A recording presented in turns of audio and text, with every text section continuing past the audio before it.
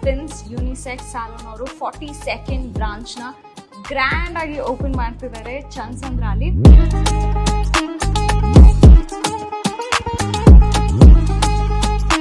ಬನ್ನಿ ವಿಸಿಟ್ ಮಾಡಿ, ಅವ್ರ ಟಾಪ್ ಕ್ಲಾಸ್ ಸರ್ವಿಸಸ್ನ ಎಕ್ಸ್ಪೀರಿಯನ್ಸ್ ಮಾಡಿ, ನಮಗೆ ಖಂಡಿತ ಖುಷಿ ಆಗುತ್ತೆ.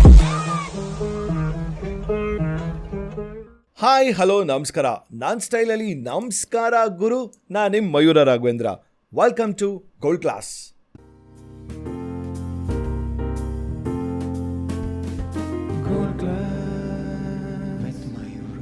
ಸುಮಾರು ಒಂದೂವರೆ ತಿಂಗಳ ಹಿಂದೆ ನನ್ನ ಫ್ರೆಂಡ್ ಒಬ್ಬರು ಬಂದ್ಬಿಟ್ಟು ಅವ್ರಿಗೆ ನನಗೆ ಫೋನ್ ಮಾಡಿಬಿಟ್ಟು, ಹೀಗೆ ನೀವೊಬ್ಬರು ವ್ಯಕ್ತಿನ ಭೇಟಿ ಆಗಬೇಕಲ್ಲ ಒಂದ್ಸಲಿ ಅಂತ ಕೇಳಿದ್ರು. ನಾನು ಓಕೆ, ಇವರೇನು ಈ ರೀತಿ ಹೇಳ್ತಾ ಇದ್ದಾರೆ, ಸರಿ ಭೇಟಿ ಆಗೋಣ. ಏನು ವಿಷಯ ಅಂತಂದರೆ, ನೀವು ಬನ್ನಿ, ನೀವು ಭೇಟಿಯಾಗಿ, ನಿಮ್ಗೆ ಇಷ್ಟ ಆಯಿತು ಅಂತಲೇ ಕೂತ್ಕೊಳ್ಳಿ, ಇಲ್ಲಾಂದರೆ ನೀವು ಹಾಗೇ ಹೋಗಿಬಿಡಿ ಅಂತ ಹೇಳಿದ್ರು. ಸರಿ, ಇವ್ರು ಹೇಳಿದಾರಲ್ಲ, ಸರಿ ನಾನು ಹೋಗ್ಬಿಟ್ಟು ಅಕಸ್ಮಾತ್ ಭೇಟಿ ಆಗಿಬಿಟ್ಟು ನನಗೇನು ಪರವಾಗಿಲ್ಲ, ಒಂದು 10-15 ನಿಮಿಷ ಇದ್ಬಿಟ್ಟು ಬಂದ್ಬೋಣ ಅಂತ ಅಂದ್ಕೊಂಡು ಹೋದೆ. ಬಟ್ ಹೋಗಿದ ತಕ್ಷಣ, ಇವ್ರನ್ನ ಭೇಟಿ ಆಗಿದ ತಕ್ಷಣ 1 ಅಲ್ಲ 2 ಅಲ್ಲ 3 ಅಲ್ಲ 4 ಗಂಟೆಗಳ ಕಾಲ ಕೂತ್ಕೊಂಡೆ. ಅದಾದ ನಂತರ ನನಗೆ ಜೀವನದಲ್ಲಿ ಏನಾದರೂ ಒಂದು ಗುರುವಿನ ಸ್ಥಾನದಲ್ಲಿ ಯಾರಾದರೂ ಕಂಡಿದ್ದಾರೆ ಅಂದರೆ ಇತ್ತೀಚಿನ ದಿನಗಳಲ್ಲಿ ಅಂತಂದರೆ ಇವರೇ.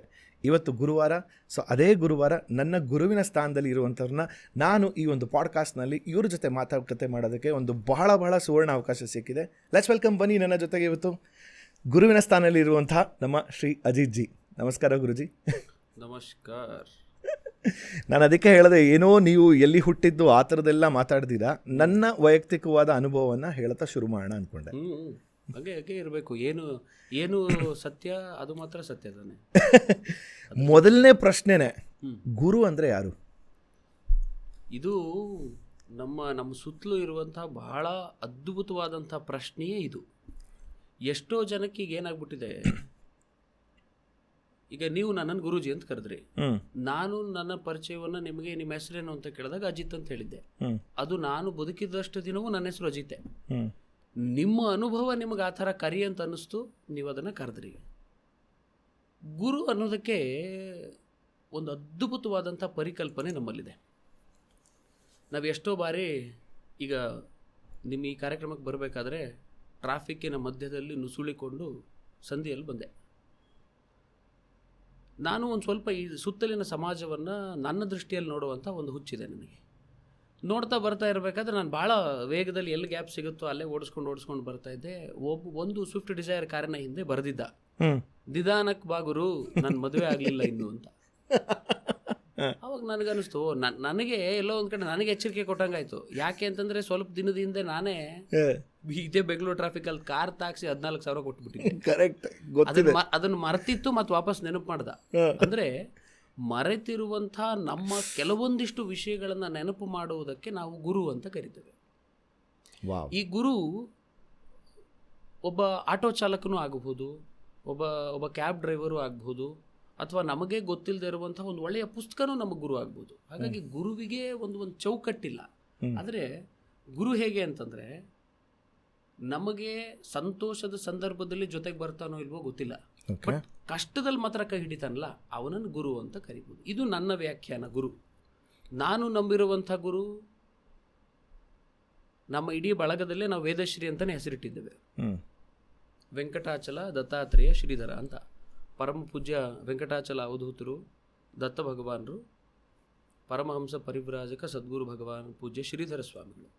ಈ 3 ಜನರನ್ನು ನಾನು ಗುರು ಅಂತ ಅಂದ್ಕೊಂಡಿದ್ದೀನಿ. ಯಾಕೆ ಅಂತಂದರೆ, ಈ ಮೂವರಲ್ಲಿ ನನಗೆ ಒಬ್ಬ ಒಳ್ಳೆಯ ಸ್ನೇಹಿತನನ್ನು ನಾನು ನೋಡಿದ್ದೇನೆ, ಒಬ್ಬ ಒಳ್ಳೆಯ ತಂದೆಯನ್ನು ನೋಡಿದ್ದೇನೆ, ತಾಯಿಯನ್ನು ನೋಡಿದ್ದೇನೆ.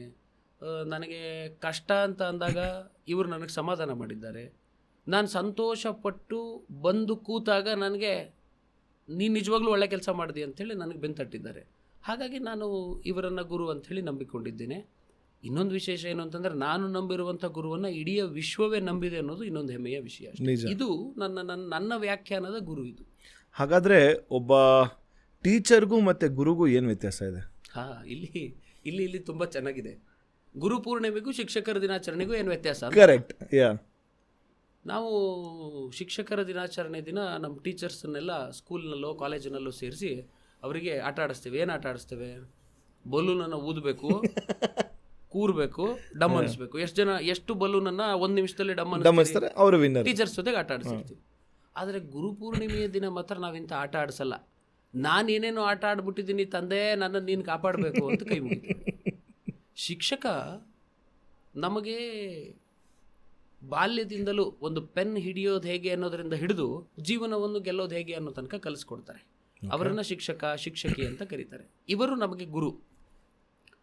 ಈ ಗುರುಪೂರ್ಣಿಮೆಯ ದಿನ ನಾವು ಆಚರಣೆ ಮಾಡುವಂಥ ಗುರು ಅಥವಾ ಆರಾಧನೆ ಮಾಡುವಂಥ ಗುರು ಅಥವಾ ಆದರ್ಶವಾಗಿ ಇಟ್ಕೊಳ್ಳುವಂಥ ಗುರು ನಿಮ್ಮ ಎಲ್ಲ ವಿಷಯಗಳಲ್ಲಿಯೂ ಅವರಾಗೆ ಬಂದು ಕೈ ಹಿಡಿದು ಪಾಠ ಮಾಡಲ್ಲ, ಆದರೆ ಕೈ ಹಿಡಿಯದೆ ನಿಮ್ಮ ಹಿಂದೆ ನಿಂತು ನಿಮ್ಮನ್ನು ನಿನ್ನೊಳಗೆ ನಾನಿದ್ದೇನೆ, ನನ್ನೊಳಗೆ ನೀನು ಬಂದು ಕೂತ್ಕೋ ಅಂತೇಳಿ ಕಲಿಸ್ತಾನಲ್ಲ. ಇದು ಗುರುವಿಗೂ ಮತ್ತು ಶಿಕ್ಷಕನಿಗೂ ಇರುವಂಥ ವ್ಯತ್ಯಾಸ. ಹಾಗಾದರೆ ನಿಮ್ಮ ಪ್ರಕಾರ ಈಗ ಪ್ರತಿಯೊಬ್ಬನ ಮನುಷ್ಯನದಲ್ಲೂ ಒಬ್ಬ ಗುರು ಅನ್ನೋದು ಅವನು ಮಾಡುವ ಸಾಧನೆಯಿಂದ ಗುರು ದರ್ಶನ ಆಗುತ್ತಾ, ಅಂದರೆ ಬರ್ತಾರಾ, ಅಥವಾ ಅದು ವಿಧಿಲಿಖಿತವಾಗಿ ಬರೆದಿರೋಂಥದ್ದು ಬರುತ್ತಾ? ಗುರು ಪ್ರತಿಯೊಬ್ಬರ ಜೀವನದಲ್ಲೂ ಇರ್ತಾನೆ. ಇನ್ನೊಂದು ನಿಮ್ಗೆ ಅಚ್ಚರಿಯ ವಿಷಯ, ಮದುವೆ ಆಗಬೇಕು ಅಂತೇಳಿ ಒಬ್ಬ ಹುಡುಗ ನಿಶ್ಚಯ ಮಾಡ್ತಾನೆ. ತಾಯಿ ಹೋಗ್ತಾಳೆ ಜ್ಯೋತಿಷ್ಯರ ಹತ್ರ, ಅವ್ರ ಕುಂಡ್ಲಿ ತಗೊಂಡು ಏನು ಕೇಳ್ತಾಳೆ ಪ್ರಶ್ನೆನ, ಗುರುಬಲ ಬಂದಿದ್ಯಾ, ನನ್ನ ಮಗನ್ ಗುರುಬಲ ಇದೆಯಾ ಅಂತ. ಅದರ ಅರ್ಥ ಗುರುವಿನ ಬಲ ಇದ್ದರೆ ಮಾತ್ರ ಹೊಸ ಜೀವನ ಆರಂಭ ಅಂತ. ಗುರುವಿನ ಗುಲಾಮನಾಗುವ ತನಕ ದೊರೆಯ ದಂಡ ಮುಕುತಿ ಅಂತ. ಗುರು ಯಾವತ್ತೂ ನಮ್ಮ ಜೊತೆಗಿದ್ದಾಗ ಅದರ ಅನುಭೂತಿ ಬೇರೆ. ಆದರೂ ಕೂಡ ನಾವು ಗುರು ಬಲ ನನಗೆ ಇದೆಯಾ ಅಂತ ಪರೀಕ್ಷೆ ಮಾಡ್ತೇವೆ ನಮ್ಮ ಕುಂಡ್ಲಿ ನೋಡಿ. ಕರೆಕ್ಟ್. ಈ ಕುಂಡ್ಲಿ ನೋಡಿ ಯಾಕೆ ಪರೀಕ್ಷೆ ಮಾಡ್ತಾಳೆ ತಾಯಿ? ಜೀವನದ ಏರಿಳಿತಗಳಲ್ಲಿ ECG ಮಾಡಿಸಿದ್ರೆ ಮೇಲೆ ಕೆಳಗೆ ವ್ಯತ್ಯಾಸಗಳು ಹೇಗೆ ತೋರಿಸುತ್ತೋ ಆ ಲೆಕ್ಕದಲ್ಲಿಯೇ ಗುರು ಕೂಡ ಒಂದೊಂದ್ಸಲ ತನ್ನ ಶಿಷ್ಯನನ್ನು ಪರೀಕ್ಷೆ ಮಾಡ್ತಾ ಇರ್ತಾನೆ. ಹಾಗೆ ಪರೀಕ್ಷೆ ಮಾಡುವಾಗ ನಮಗೆ ಬಲ ಇದೆಯೋ ಇಲ್ಲವೋ ಅನ್ನುವಂಥದ್ದನ್ನು ಅರ್ಥ ಮಾಡ್ಕೊಂಡ್ಮೇಲೆ ಕಲ್ಯಾಣ ಯೋಗ, ಉಪನಯನ ಎಲ್ಲ ಶುಭ ಕಾರ್ಯಗಳಿಗೆ ಗುರು ಯೋಗ ಬೇಕು ಅಂತ. ಹಾಗೆ ಗುರು ಸಿಗುವಂಥದ್ದು ಪ್ರತಿಯೊಬ್ಬರಿಗೂ ನಿಶ್ಚಿತ, ಖಂಡಿತ. ಆದರೆ ಬಂದದ್ದನ್ನು ಗುರು ಹೇಗೆ ಅನ್ನೋದನ್ನು ಐಡೆಂಟಿಫೈ ಮಾಡಿ ಕಂಡು ಹಿಡ್ಕೊಳ್ಳುವಂಥ ಬುದ್ಧಿವಂತಿಕೆ ನಮಗಿರ್ಬೇಕಷ್ಟೆ. ಈಗ ನೀವಂದ್ರಿ ನನಗೆ ಗುರುವಿನ ಸ್ಥಾನ ಅಂತ ಕೊಟ್ರಿ, ಆದರೆ ನಾನು ಮಯೂರ್ ಅವರನ್ನ ಯಾವತ್ತೂ ನಾನೊಬ್ಬ ಒಳ್ಳೆಯ ಫ್ರೆಂಡ್ ಅನ್ನೋ ರೀತಿಯಲ್ಲೇ ನೋಡ್ತೀನಿ. ಮಯೂರ್ ಜೊತೆಗೆ ನನಗೆ ಪಾನಿಪುರಿ ತಿನ್ನಬೇಕು ಅಂತ ಅನ್ಸುತ್ತೆ, ನಾನು ಮಯೂರಿಗೆ ಫೋನ್ ಮಾಡ್ತೇನೆ, ಬರ್ರಿ ಒಂದು ಪಾನಿಪುರಿ ತಿನ್ಕೊಂಬರೋಣ ಅಂತ. ಮಯೂರ್ ನನ್ನನ್ನು ಗುರುವಿನ ಸ್ಥಾನದಲ್ಲಿ ನೋಡ್ತಾರೆ ಅಂದ ತಕ್ಷಣ, ಮಯೂರ್ ಬರ್ತಾ ಇದ್ದಾರೆ ಅಂದ ತಕ್ಷಣ ಕಣ್ಣು ಮುಚ್ಕೊಂಡು ಕೂತು ನಾನು ಈಗ ಧ್ಯಾನದಲ್ಲಿದ್ದೇನೆ ಮಯೂರ್ ಅಂತ ಮಾಡುವುದು ಗುರು ಅಲ್ಲ.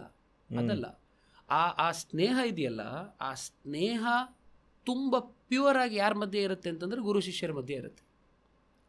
ಗುರುವಿನಲ್ಲಿ ಒಬ್ಬ ಒಳ್ಳೆಯ ಸ್ನೇಹಿತ ಇದ್ದಾನೆ, ತಾಯಿ, ತಂದೆ, ಅಣ್ಣ, ತಮ್ಮ ಎಲ್ಲ ಅನುಭೂತಿಯನ್ನು ಕಾಣಬೇಕು ಅಂದರೆ ಅದು ಗುರು ಎಲ್ಲರ ಜೀವನದಲ್ಲಿಯೂ ಬರ್ತಾರೆ.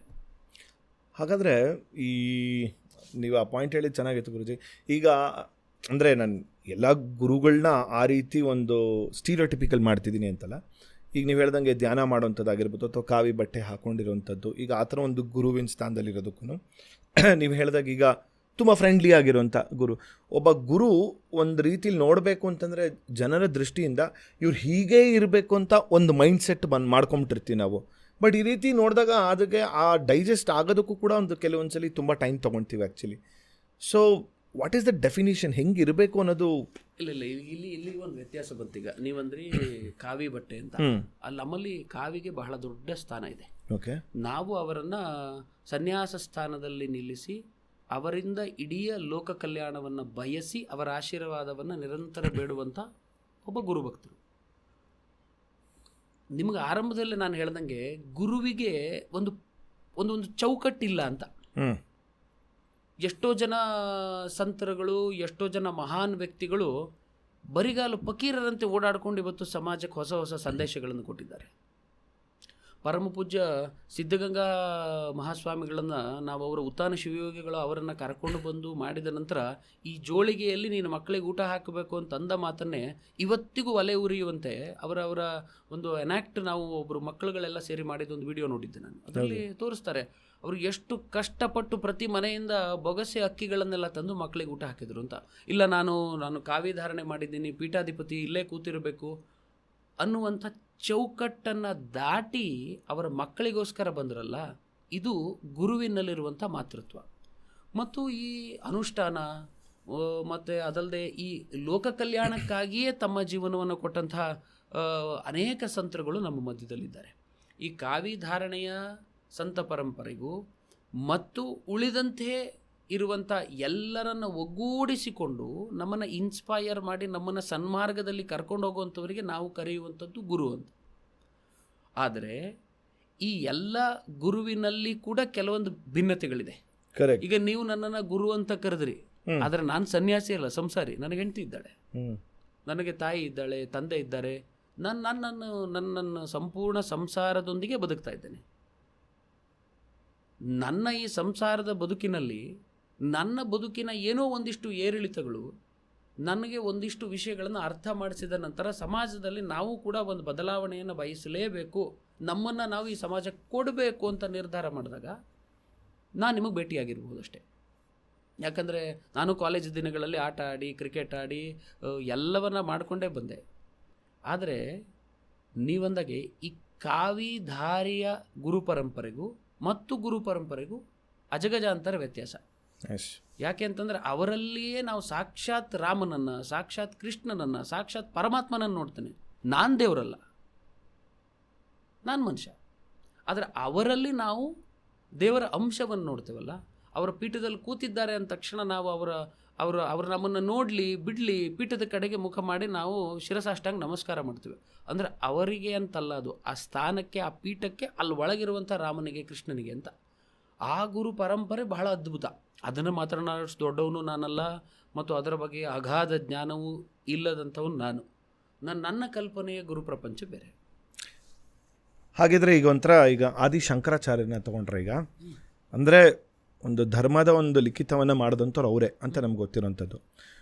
ಅವರನ್ನು ಅಕ್ಸೆಪ್ಟೆನ್ಸ್ ಅಂದರೆ ಯಾವುದೇ ಒಂದು ಜಾತಿಗಳು ಇಲ್ದಿರ ಪ್ರತಿಯೊಬ್ಬರು ಮನುಷ್ಯರು ಕೂಡ ಅಕ್ಸೆಪ್ಟ್ ಮಾಡ್ತಾರೆ. ಅಂದರೆ ಒಂದು ಹಿಂದೂ ಧರ್ಮದ ಒಂದು ಪರಂಪರೆಯನ್ನು ಸೃಷ್ಟಿ ಮಾಡಿದವರು, ನಾಂದಿನ ಇಟ್ಟಂಥವ್ರು ಆದಿ ಶಂಕರಾಚಾರ್ಯರು ಅಂತ ಅನ್ಬೋದು. ಸೊ ಆ ಪರಂಪರೆಯನ್ನು ತಗೊಂಡಾಗ ಎಲ್ಲೋ ಒಂದು ಕಡೆ ಈ ಮೊದಲನೇ ಶಿಷ್ಯ ಯಾರಿರಬಹುದು ಅಂದರೆ ಶಂಕರಾಚಾರ್ಯರ ಶಿಷ್ಯ, ಅಲ್ಲಿಂದ ಅವರಿಂದ ಹಾಗೆ ಅದು ಬೆಳೀತಾ ಶಿಷ್ಯ ಪರಂಪರೆ ಬರ್ತಾ ಇಲ್ಲಿವರೆಗೂ ಬಂದು ತೊಗೊಂಡ್ರು ಅವ್ರಿಗೆ ಆ ಒಂದು ಅವರ ಒಂದು ಜ್ಞಾನಗಳು, ವಿಚಾರಗಳು, ವಿಸ್ಡಮ್ ಅಂತೇನು ಹೇಳ್ತೀವಿ, ಅದು ವಿಧಿಲಿಖಿತವಾಗಿ ಬಂದುಬಿಟ್ಟಿರುತ್ತೆ. ಹಾಗೆ ಅಂದರೆ ಇದೇ ವಿಷಯ ನಿಮ್ಗೆ ಹೇಳ್ಬೇಕು. ನಾನು ಶಂಕರಾಚಾರ್ಯರನ್ನು ನಾವ್ಯಾರೂ ನೋಡಲಿಲ್ಲ. ಕರೆಕ್ಟ್. ಅವರ ಮೇಲೆ ಒಂದು ಭಕ್ತಿ ಇದೆ, ಅವರ ಬಿಂಬ ತೋರಿಸಿದ್ರೆ ಇದು ಶಂಕರಾಚಾರ್ಯರು ಅಂತ ಗೊತ್ತಾಗುತ್ತೆ. ಆದರೆ ಇವತ್ತು ನಾವು ಶೃಂಗೇರಿಯ ವಿಧುಶೇಖರ ಭಾರತಿಯವರನ್ನು ನೋಡ್ತಾ ಇದ್ದೇವೆ. ಕರೆಕ್ಟ್. ಅವರನ್ನು ನೋಡಿದ ತಕ್ಷಣ ನಮಗೆ ಕಣ್ಣಿಗೆ ಭಾಸವಾಗುವುದೇ ಶಂಕರಾಚಾರ್ಯರು. ಕರೆಕ್ಟ್. ಅಂದರೆ ಈ ಗುರುವಿನ ಶಕ್ತಿ, ಗುರು ಅನ್ನುವಂಥ ಒಂದು ಜ್ಯೋತಿ ಇದೆಯಲ್ಲ, ಆ ಜ್ಯೋತಿಗೆ ಕೊನೆ ಇಲ್ಲ. ಈಗ ನಾನು ಅರ್ಧ ಲೀಟ್ರ್ ಹಿಡಿಯುವಂಥ ಒಂದು ಎಣ್ಣೆ ಹಿಡಿಯುವಂಥ ದೀಪದಲ್ಲಿ ಜ್ಯೋತಿಯನ್ನು ಬೆಳಗಿಸಿದ್ರು ಅದು ಬೆಳಗ್ತಾ ಇರುತ್ತೆ. ಒಂದು ಸಣ್ಣದು ಒಂದು 3 ಚಮಚ ಎಣ್ಣೆ ಹಿಡಿಯುವಂಥದ್ರಲ್ಲೂ ದೀಪ ಬೆಳಗುತ್ತೆ. ಒಳಗಿರುವ ಜ್ಯೋತಿ ಇಂಪಾರ್ಟೆಂಟ್, ಎಣ್ಣೆಯ ಪರಿಧಿ ಅಲ್ಲ. ಶಂಕರಾಚಾರ್ಯರು ಅಂದರೆ ಅದು ದೊಡ್ಡ ಸಮುದ್ರ. ಅದು ಆ ಸಮುದ್ರದ ಒಂದೊಂದೇ ನಮ್ಮ ಇವತ್ತಿನ ನಮ್ಮ ತಲೆಮಾರಿಗೆ ನಾವು ಅಭಿನವ ಶಂಕರಾಚಾರ್ಯರು ಅನ್ನೋ ರೀತಿಯಲ್ಲಿ ವಿಧುಶೇಖರ ಭಾರತಿಯವರನ್ನು, ಮಹಾಸನ್ನಿಧಾನಂ ಅವ್ರನ್ನ ನೋಡಿಕೊಂಡಾಗ ಅವರ ಆಶೀರ್ವಾದ ತೊಗೊಳ್ತೇವಲ್ಲ, ಇದು ಶಂಕರಾಚಾರ್ಯರ ಮೊದಲ ಶಿಷ್ಯರಿಂದ ಆದಿಯಾಗಿ ಅಂತ ನೀವೇನು ಹೇಳಿದ್ರಿ, ಮೊದಲ ಶಿಷ್ಯರಿಂದ ಅಂತ. ಈ ಬೆಳಕುಗಳಿಗೆ ಕಡೆಯೇ ಇಲ್ಲ. ಮಯೂರ ಕಡೆ ಇದೆ, ಅಜಿತ್ ಕಡೆ ಇದೆ, ಈ ಬೆಳಕುಗಳಿಗೆ ಕಡೆ ಇಲ್ಲ. ಇದು ಅಜರಾಮರ ಜ್ಯೋತಿ. ಕೆಲವೊಂದ್ಸಲಿ ನನಗನ್ಸುತ್ತೆ ಇದೆಲ್ಲ ಈ ಕಥೆಗಳು ಕೇಳಬೇಕಾರೆ, ಅಂದರೆ ಆ ಶಿಷ್ಯ ಪರಂಪರೆ ಮುಂದೂಡಿಕೆ ಹೋಗಬೇಕು ಅಂತಂದರೆ ಅವ್ರಿಗೆಲ್ಲೋ ಒಂದು ಕನಸಲ್ಲೋ ಅದೆಲ್ಲೋ ಬರುತ್ತೆ ಅಂತ. ಅದು correct me if I am wrong ಗುರುಜಿ. ಅವ್ರ ಕನಸಲ್ಲಿ ಓಕೆ ಇವ್ರನ್ನೇ ಇದರ ನೆಕ್ಸ್ಟ್ ಪೀಠಾಧಿಪತಿ ಮಾಡಬೇಕು ಅನ್ನೋದು ಅವ್ರಿಗೆ ಬರುತ್ತೆ ಅಂತ ಹೇಳ್ತಾರೆ ಅಂತಾರೆ. ಅದು ನಿಜವಾಗ್ಲೂ ಬರುತ್ತಾ ಆ ಥರದ್ದು? ಅದು ನೀವು ಬ್ರಹ್ಮಜ್ಞಾನಿಗಳಿಗೆ ಕೇಳಬೇಕು, ನನ್ನಂತ ಮೂರ್ಖನಿಗೆ ಕೇಳಿದ್ರೆ ಉತ್ತರ ಸಿಗಲಿಕ್ಕಿಲ್ಲ. ಕನಸಿನಲ್ಲಿ ಬರುತ್ತೆ, ಕನಸಿನಲ್ಲಿ ಬರಲ್ಲ ಅನ್ನೋದಕ್ಕಿಂತ, ಈಗ ನೀವು ನಿಮ್ಮ ಶಿಕ್ಷಣ ಮುಗಿಸ್ತೀರಿ, ಇಂಜಿನಿಯರಿಂಗ್ ಮುಗಿಸ್ತೀರಿ, ಅದಾದ್ಮೇಲೆ ಏನೋ ಬದುಕನ್ನು ಕಟ್ಕೋಬೇಕು ಅಂಥೇಳಿ ನೀವು ಸೆಕೆಂಡ್ PUC ಇದ್ದಾಗಲೇ ಯೋಚನೆ ಮಾಡಿರ್ತೀರಿ. ಯಾಕೆಂದರೆ ನಾವು ಲೌಕಿಕರು. ಸೆಕೆಂಡ್ PUC ಮುಗಿತಿದ್ದಂಗೆ ಇಂಜಿನಿಯರಿಂಗ್ ಮಾಡಬೇಕು, ಒಳ್ಳೆ ನೌಕರಿ ತಗೊಳ್ಬೇಕು ಅಂತ. ಆ ಪೀಠದಲ್ಲಿ ಕೂತಂಥ ಆ ಜ್ಯೋತಿಗೆ ಮುಂದಿನ ಗುರಿ ಏನು ಅಂತಂದರೆ, ನನ್ನ ಜ್ಯೋತಿ ಶಾಶ್ವತವಾಗಿ ಮುಂದೆ ಹೋಗಬೇಕು ಅಂತ. ನಮ್ಮ ತತ್ವ, ಸಿದ್ಧಾಂತ, ಸನಾತನ ಧರ್ಮ, ನಮ್ಮ ವಿಚಾರಧಾರೆಗಳು ಶಾಶ್ವತವಾಗಿ ಬೆಳಗಬೇಕು ಅಂತಂದರೆ ಆ ವಿಚಾರಗಳು ನಿರಂತರವಾಗಿ ಮುಂದೆ ಹೋಗಬೇಕು ಅಂತ. ಈಗ ನಾನು ನೀವು ಬೆಳಗ್ಗೆ ಎದ್ದ ತಕ್ಷಣ ಏನು ಯೋಚನೆ ಮಾಡ್ತೇವೆ? ಈ ಕಾಫಿ ಕುಡಿಬೋದಾ, ಟೀ ಕುಡಿಬೋದಾ ಅಂತ ಯೋಚನೆ ಮಾಡ್ತೇವೆ. ಇವತ್ತು ನನ್ನ ಮೈಂಡನ್ನು ಯಾವ್ದು ರಿಫ್ರೆಶ್ ಮಾಡ್ಬೋದು ಅಂತ. ಆ ಬ್ರಹ್ಮಜ್ಞಾನಿಗಳು ಬ್ರಹ್ಮಚೈತನ್ಯಗಳು ಅವನು ಯೋಚನೆ ಮಾಡೋಕ್ಕೆ ಸಾಧ್ಯನೇ ಇಲ್ಲ. ಅವರು ಪ್ರತಿನಿತ್ಯವೂ ಯೋಚನೆ ಮಾಡೋದೇನು ಅಂತಂದರೆ, ನಮ್ಮ ತತ್ವ, ನಮ್ಮ ಸಮಾಜ ಇದರ ಸುಧಾರಣೆಗೆ ಏನು ಮಾಡಬೇಕು, ನಮ್ಮ ತತ್ವದ ಬೋಧನೆಗಳು ಮುಂದೆ ಹೋಗ್ಲಿಕ್ಕೆ ಏನು ಮಾಡಬೇಕು ಅಂತ ಪ್ರತಿನಿತ್ಯ 365 ದಿನ 24 ಗಂಟೆ ಇದನ್ನೇ ಯೋಚನೆ ಮಾಡೋದಕ್ಕೋಸ್ಕರ ಅವರಿಗೆ ಕನಸಿನಲ್ಲಿ ಬರಬೇಕು ಅಂತಿಲ್ಲ, ಅವರುಗಳು ನಿರ್ಧಾರ ಮಾಡದಂತೆ ಪ್ರಪಂಚ ಇವತ್ತು ನಡೀತಾ ಇದೆ. ವಾವ್. ಹಾಗಾದರೆ ಈ ಅವಧೂತ ಪರಂಪರೆ ಅಂತ ತಗೊಂಡ್ರೆ, ಈಗ ಅವಧೂತರು ಅಂತ ಯಾರನ್ನ ಕರೀತಾರೆ, ಯಾಕೆ ಕರೀತಾರೆ? ನಾನು ನೋಡಿದಂತೆ ಅವಧೂತ ಅನ್ನುವಂಥ ಶಬ್ದಕ್ಕೆ ಪೂಜ್ಯ ವೆಂಕಟಾಚಲ ಅವಧೂತರು ಇರ್ಬೋದು, ಶ್ರೀಧರ ಸ್ವಾಮಿಗಳಿರ್ಬೋದು, ಇವರುಗಳೆಲ್ಲ ಅವಧೂತ ಚೈತನ್ಯಗಳು ಅಂತ. ಅವಧೂತ ಅಂತಂದರೆ ಇದು ಬಹಳ ಅದ್ಭುತವಾದಂಥ ವಿಷಯ ಮತ್ತು ಬಹಳ ಅಗಾಧವಾದಂಥ ವಿಷಯ. ನಾವು ಯಾರನ್ನೋ ಇವರು ಅವಧೂತರು ಅಂತಂದರೆ ಅವ್ರನ್ನ ಒಪ್ಕೊಳ್ಳಿಕ್ಕೆ ಸಾಧ್ಯ ಇಲ್ಲ. ಯಾಕಂದರೆ ಅವಧೂತರು ಅಂತಂದರೆ ಯಾವ ಪರಿಧಿಯೂ ಇಲ್ಲದೆ, ಯಾವುದರ ಮೇಲೆ ಯಾವ ದಿಕ್ಕಿನ ವ್ಯಾಮೋಹವೂ ಇಲ್ಲದೆ, ಸಮಾಜಕ್ಕೆ ಮತ್ತು ನಾನು ನಂಬಿದ ಗುರುವಿಗೆ ಒಪ್ಪಿಸಿಕೊಂಡವರನ್ನು ಅವಧೂತರು ಅಂತ ನಾನು ನಂಬ್ತೇನೆ. ಪೂಜ್ಯ ಶ್ರೀಧರ ಸ್ವಾಮಿಗಳ ಚರಿತ್ರೆಯನ್ನು ನೀವು ಓದ್ತಾ ಹೊರಟ್ರೆ, ಶ್ರೀಧರ ಸ್ವಾಮಿಗಳು ಮಧುಕರಿಯನ್ನು ಮಾಡಿಕೊಂಡು ಬಂದ ಮೇಲೆ ಆಹಾರದಲ್ಲಿ ಎಲ್ಲಾದರೂ ರುಚಿ ನನ್ನನ್ನು ಕೆಡಿಸಿಬಿಟ್ರೆ ಅಂಥೇಳಿ ಪೂಜ್ಯ ಶ್ರೀಧರ ಸ್ವಾಮಿಗಳು ಒಂದು ಬಟ್ಟೆಯಲ್ಲಿ ಅನ್ನವನ್ನು ಹಾಕಿ ಅದನ್ನು ನೀರಿನಲ್ಲಿ ನೆನೆಸಿಟ್ಟು ಗಂಟೆಗಳ ನಂತರ ಅದನ್ನು ತೆಗೆದು ಊಟ ಮಾಡ್ತಿದ್ರಂತೆ. ಅದರಲ್ಲಿ ನಾನು ಅನ್ನವನ್ನು ರುಚಿಯನ್ನು ನೋಡಿ ನಾನು ವ್ಯಾಮೋಹಕ್ಕೆ ಒಳಗಾಗಬಾರ್ದು, ನಾನು ತ್ಯಾಗಿ ಅಂತ. ಇವರು ಅವಧೂತರು. ವೆಂಕಟಾಚಲ ಅವಧೂತರ ಇತಿಹಾಸವನ್ನು ನೀವು ನೋಡ್ತಾ ನೋಡ್ತಾ ಕೇಳ್ತಾ ಹೊರಟ್ರೆ ಅದು ಎಷ್ಟು ಅದ್ಭುತಗಳು ಅವರ ಜೀವನದಲ್ಲಿ. ಅವರ ಅಭಯದಿಂದ ನಿನಗೆ ಒಳ್ಳೆದಾಗತ್ತೆ ಹೋಗೋ ಅಂತ ಅಂದವರು ಇವತ್ತು ಯಾವ್ಯಾವುದೋ ಹಂತವನ್ನು ತಲುಪಿದ್ದಾರೆ. ನಾನು ಮೊನ್ನೆ ಒಂದೊಂದು ಸಿನಿಮಾ ನೋಡಬೇಕು ಅಂತ ಥಿಯೇಟ್ರಿಗೆ ಹೋಗಿದ್ದೆ. ಟೈಟಲ್ ಕಾರ್ಡಲ್ಲಿ ಟಕ್ ಅಂತ ವೆಂಕಟಾಚಲ ಅವಧೂತರ ಬಿಂಬ ಬಂತು, ನಮಸ್ಕಾರ ಮಾಡ್ಕೊಂಡು ಭಾಳ ಖುಷಿ ಆಯಿತು. ಆಮೇಲೆ ಆ ಚಲನಚಿತ್ರವನ್ನು ಮಾಡದಂಥವರು ಹೇಳ್ತಾರೆ, ಅವರ ಒಂದು ಇಂಟರ್ವ್ಯೂದಲ್ಲಿ ಹೇಳ್ತಾರೆ, ನನಗೆ ನನ್ನ ತಾಯಿಯ ನಂತರ ನನಗಿವತ್ತು ಯಾರಾದರೂ ಪಾಲನೆ ಪೋಷಣೆ ಮಾಡ್ತಾ ಇದ್ದಾರೆ ಅಂತಂದರೆ ಅದು ವೆಂಕಟಾಚಲ ಅವಧೂತರು ಅಂತ ಹೇಳ್ತಾರೆ ಅವರು. ಅಂದರೆ ಈ ಅವಧೂತ ಪರಂಪರೆಯ ಶಕ್ತಿ ಹೇಗಿದೆ ಅಂತ. ಗುರುಜಿ, ಅಂದರೆ ಒಬ್ಬ ಗುರುವಿನ ದೃಷ್ಟಿ ಸಿಗೋದಕ್ಕೂ ಒಬ್ಬ ಮನುಷ್ಯನಿಗೆ, ಸಾಧಾರಣವಾದಂಥ ಮನುಷ್ಯನಿಗೆ ಎಷ್ಟು ಅವಶ್ಯಕತೆ ಇದೆ ಅಲ್ವಾ? ಹಾಗಾದರೆ ಅಂದರೆ ನಾನು ಹೇಳೋವಂಥದ್ದು, ನಮ್ಮಲ್ಲಿ ಎಂತೆಂಥ ಹಾಸ್ಯಗಳಿದ್ದಾವೆ ಅಂತಂದರೆ, ನಾವೆಲ್ಲ ಬಾಲ್ಯದಲ್ಲಿದ್ದಾಗ ಬೀದಿ ದೀಪದ ಕೆಳಗೆ ಓದ್ತಾ ಇದ್ವಯ್ಯ, ತಂದೆ ಮಗನಿಗೆ ಹೇಳಿದ್ನಂತೆ. ಮಗ ಪ್ರಶ್ನೆ ಕೇಳಿದ್ನಂತೆ, ಅಲ್ಲಪ್ಪ ಬೀದಿ ದೀಪದ ಕೆಳಗೆ ಓದ್ತಾ ಇದ್ರಿ ಅಂತಂದ್ರೆ ಆಗಲೊತ್ತು ಏನು ಮಾಡ್ತಿದ್ರಿ? ಇದರ ಅರ್ಥ, ಹಗಲೊತ್ತು ನೀವು ಓದ್ಬೋದಾಗಿತ್ತಲ್ಲ, ಬೀದಿ ದೀಪದ ಕೆಳಗೆ ಓದೋದು ದೊಡ್ಡ ಸಾಧನೆ ಅಲ್ಲ ಅಂತ. ಆದರೆ ಇದೇ ಒಂದಿಷ್ಟು ತಲೆಮಾರಿನ ಹಿಂದೆ ಬೀದಿ ದೀಪದ ಕೆಳಗೆಲ್ಲ ಎಷ್ಟೋ ಕಷ್ಟಪಟ್ಟಿದ್ರಪ್ಪ ಅಂಥೇಳಿ ಅವರನ್ನು ವಾರ್ಷಿಕೋತ್ಸವದಲ್ಲಿ ಅತಿಥಿ ಮಾಡಿ ಕರೆದು ಕೂರಿಸುವಂಥದ್ದು ಇತ್ತು. ಇವತ್ತು ಜನ ಬದಲಾಗ್ಬಿಟ್ಟಿದ್ದಾರೆ.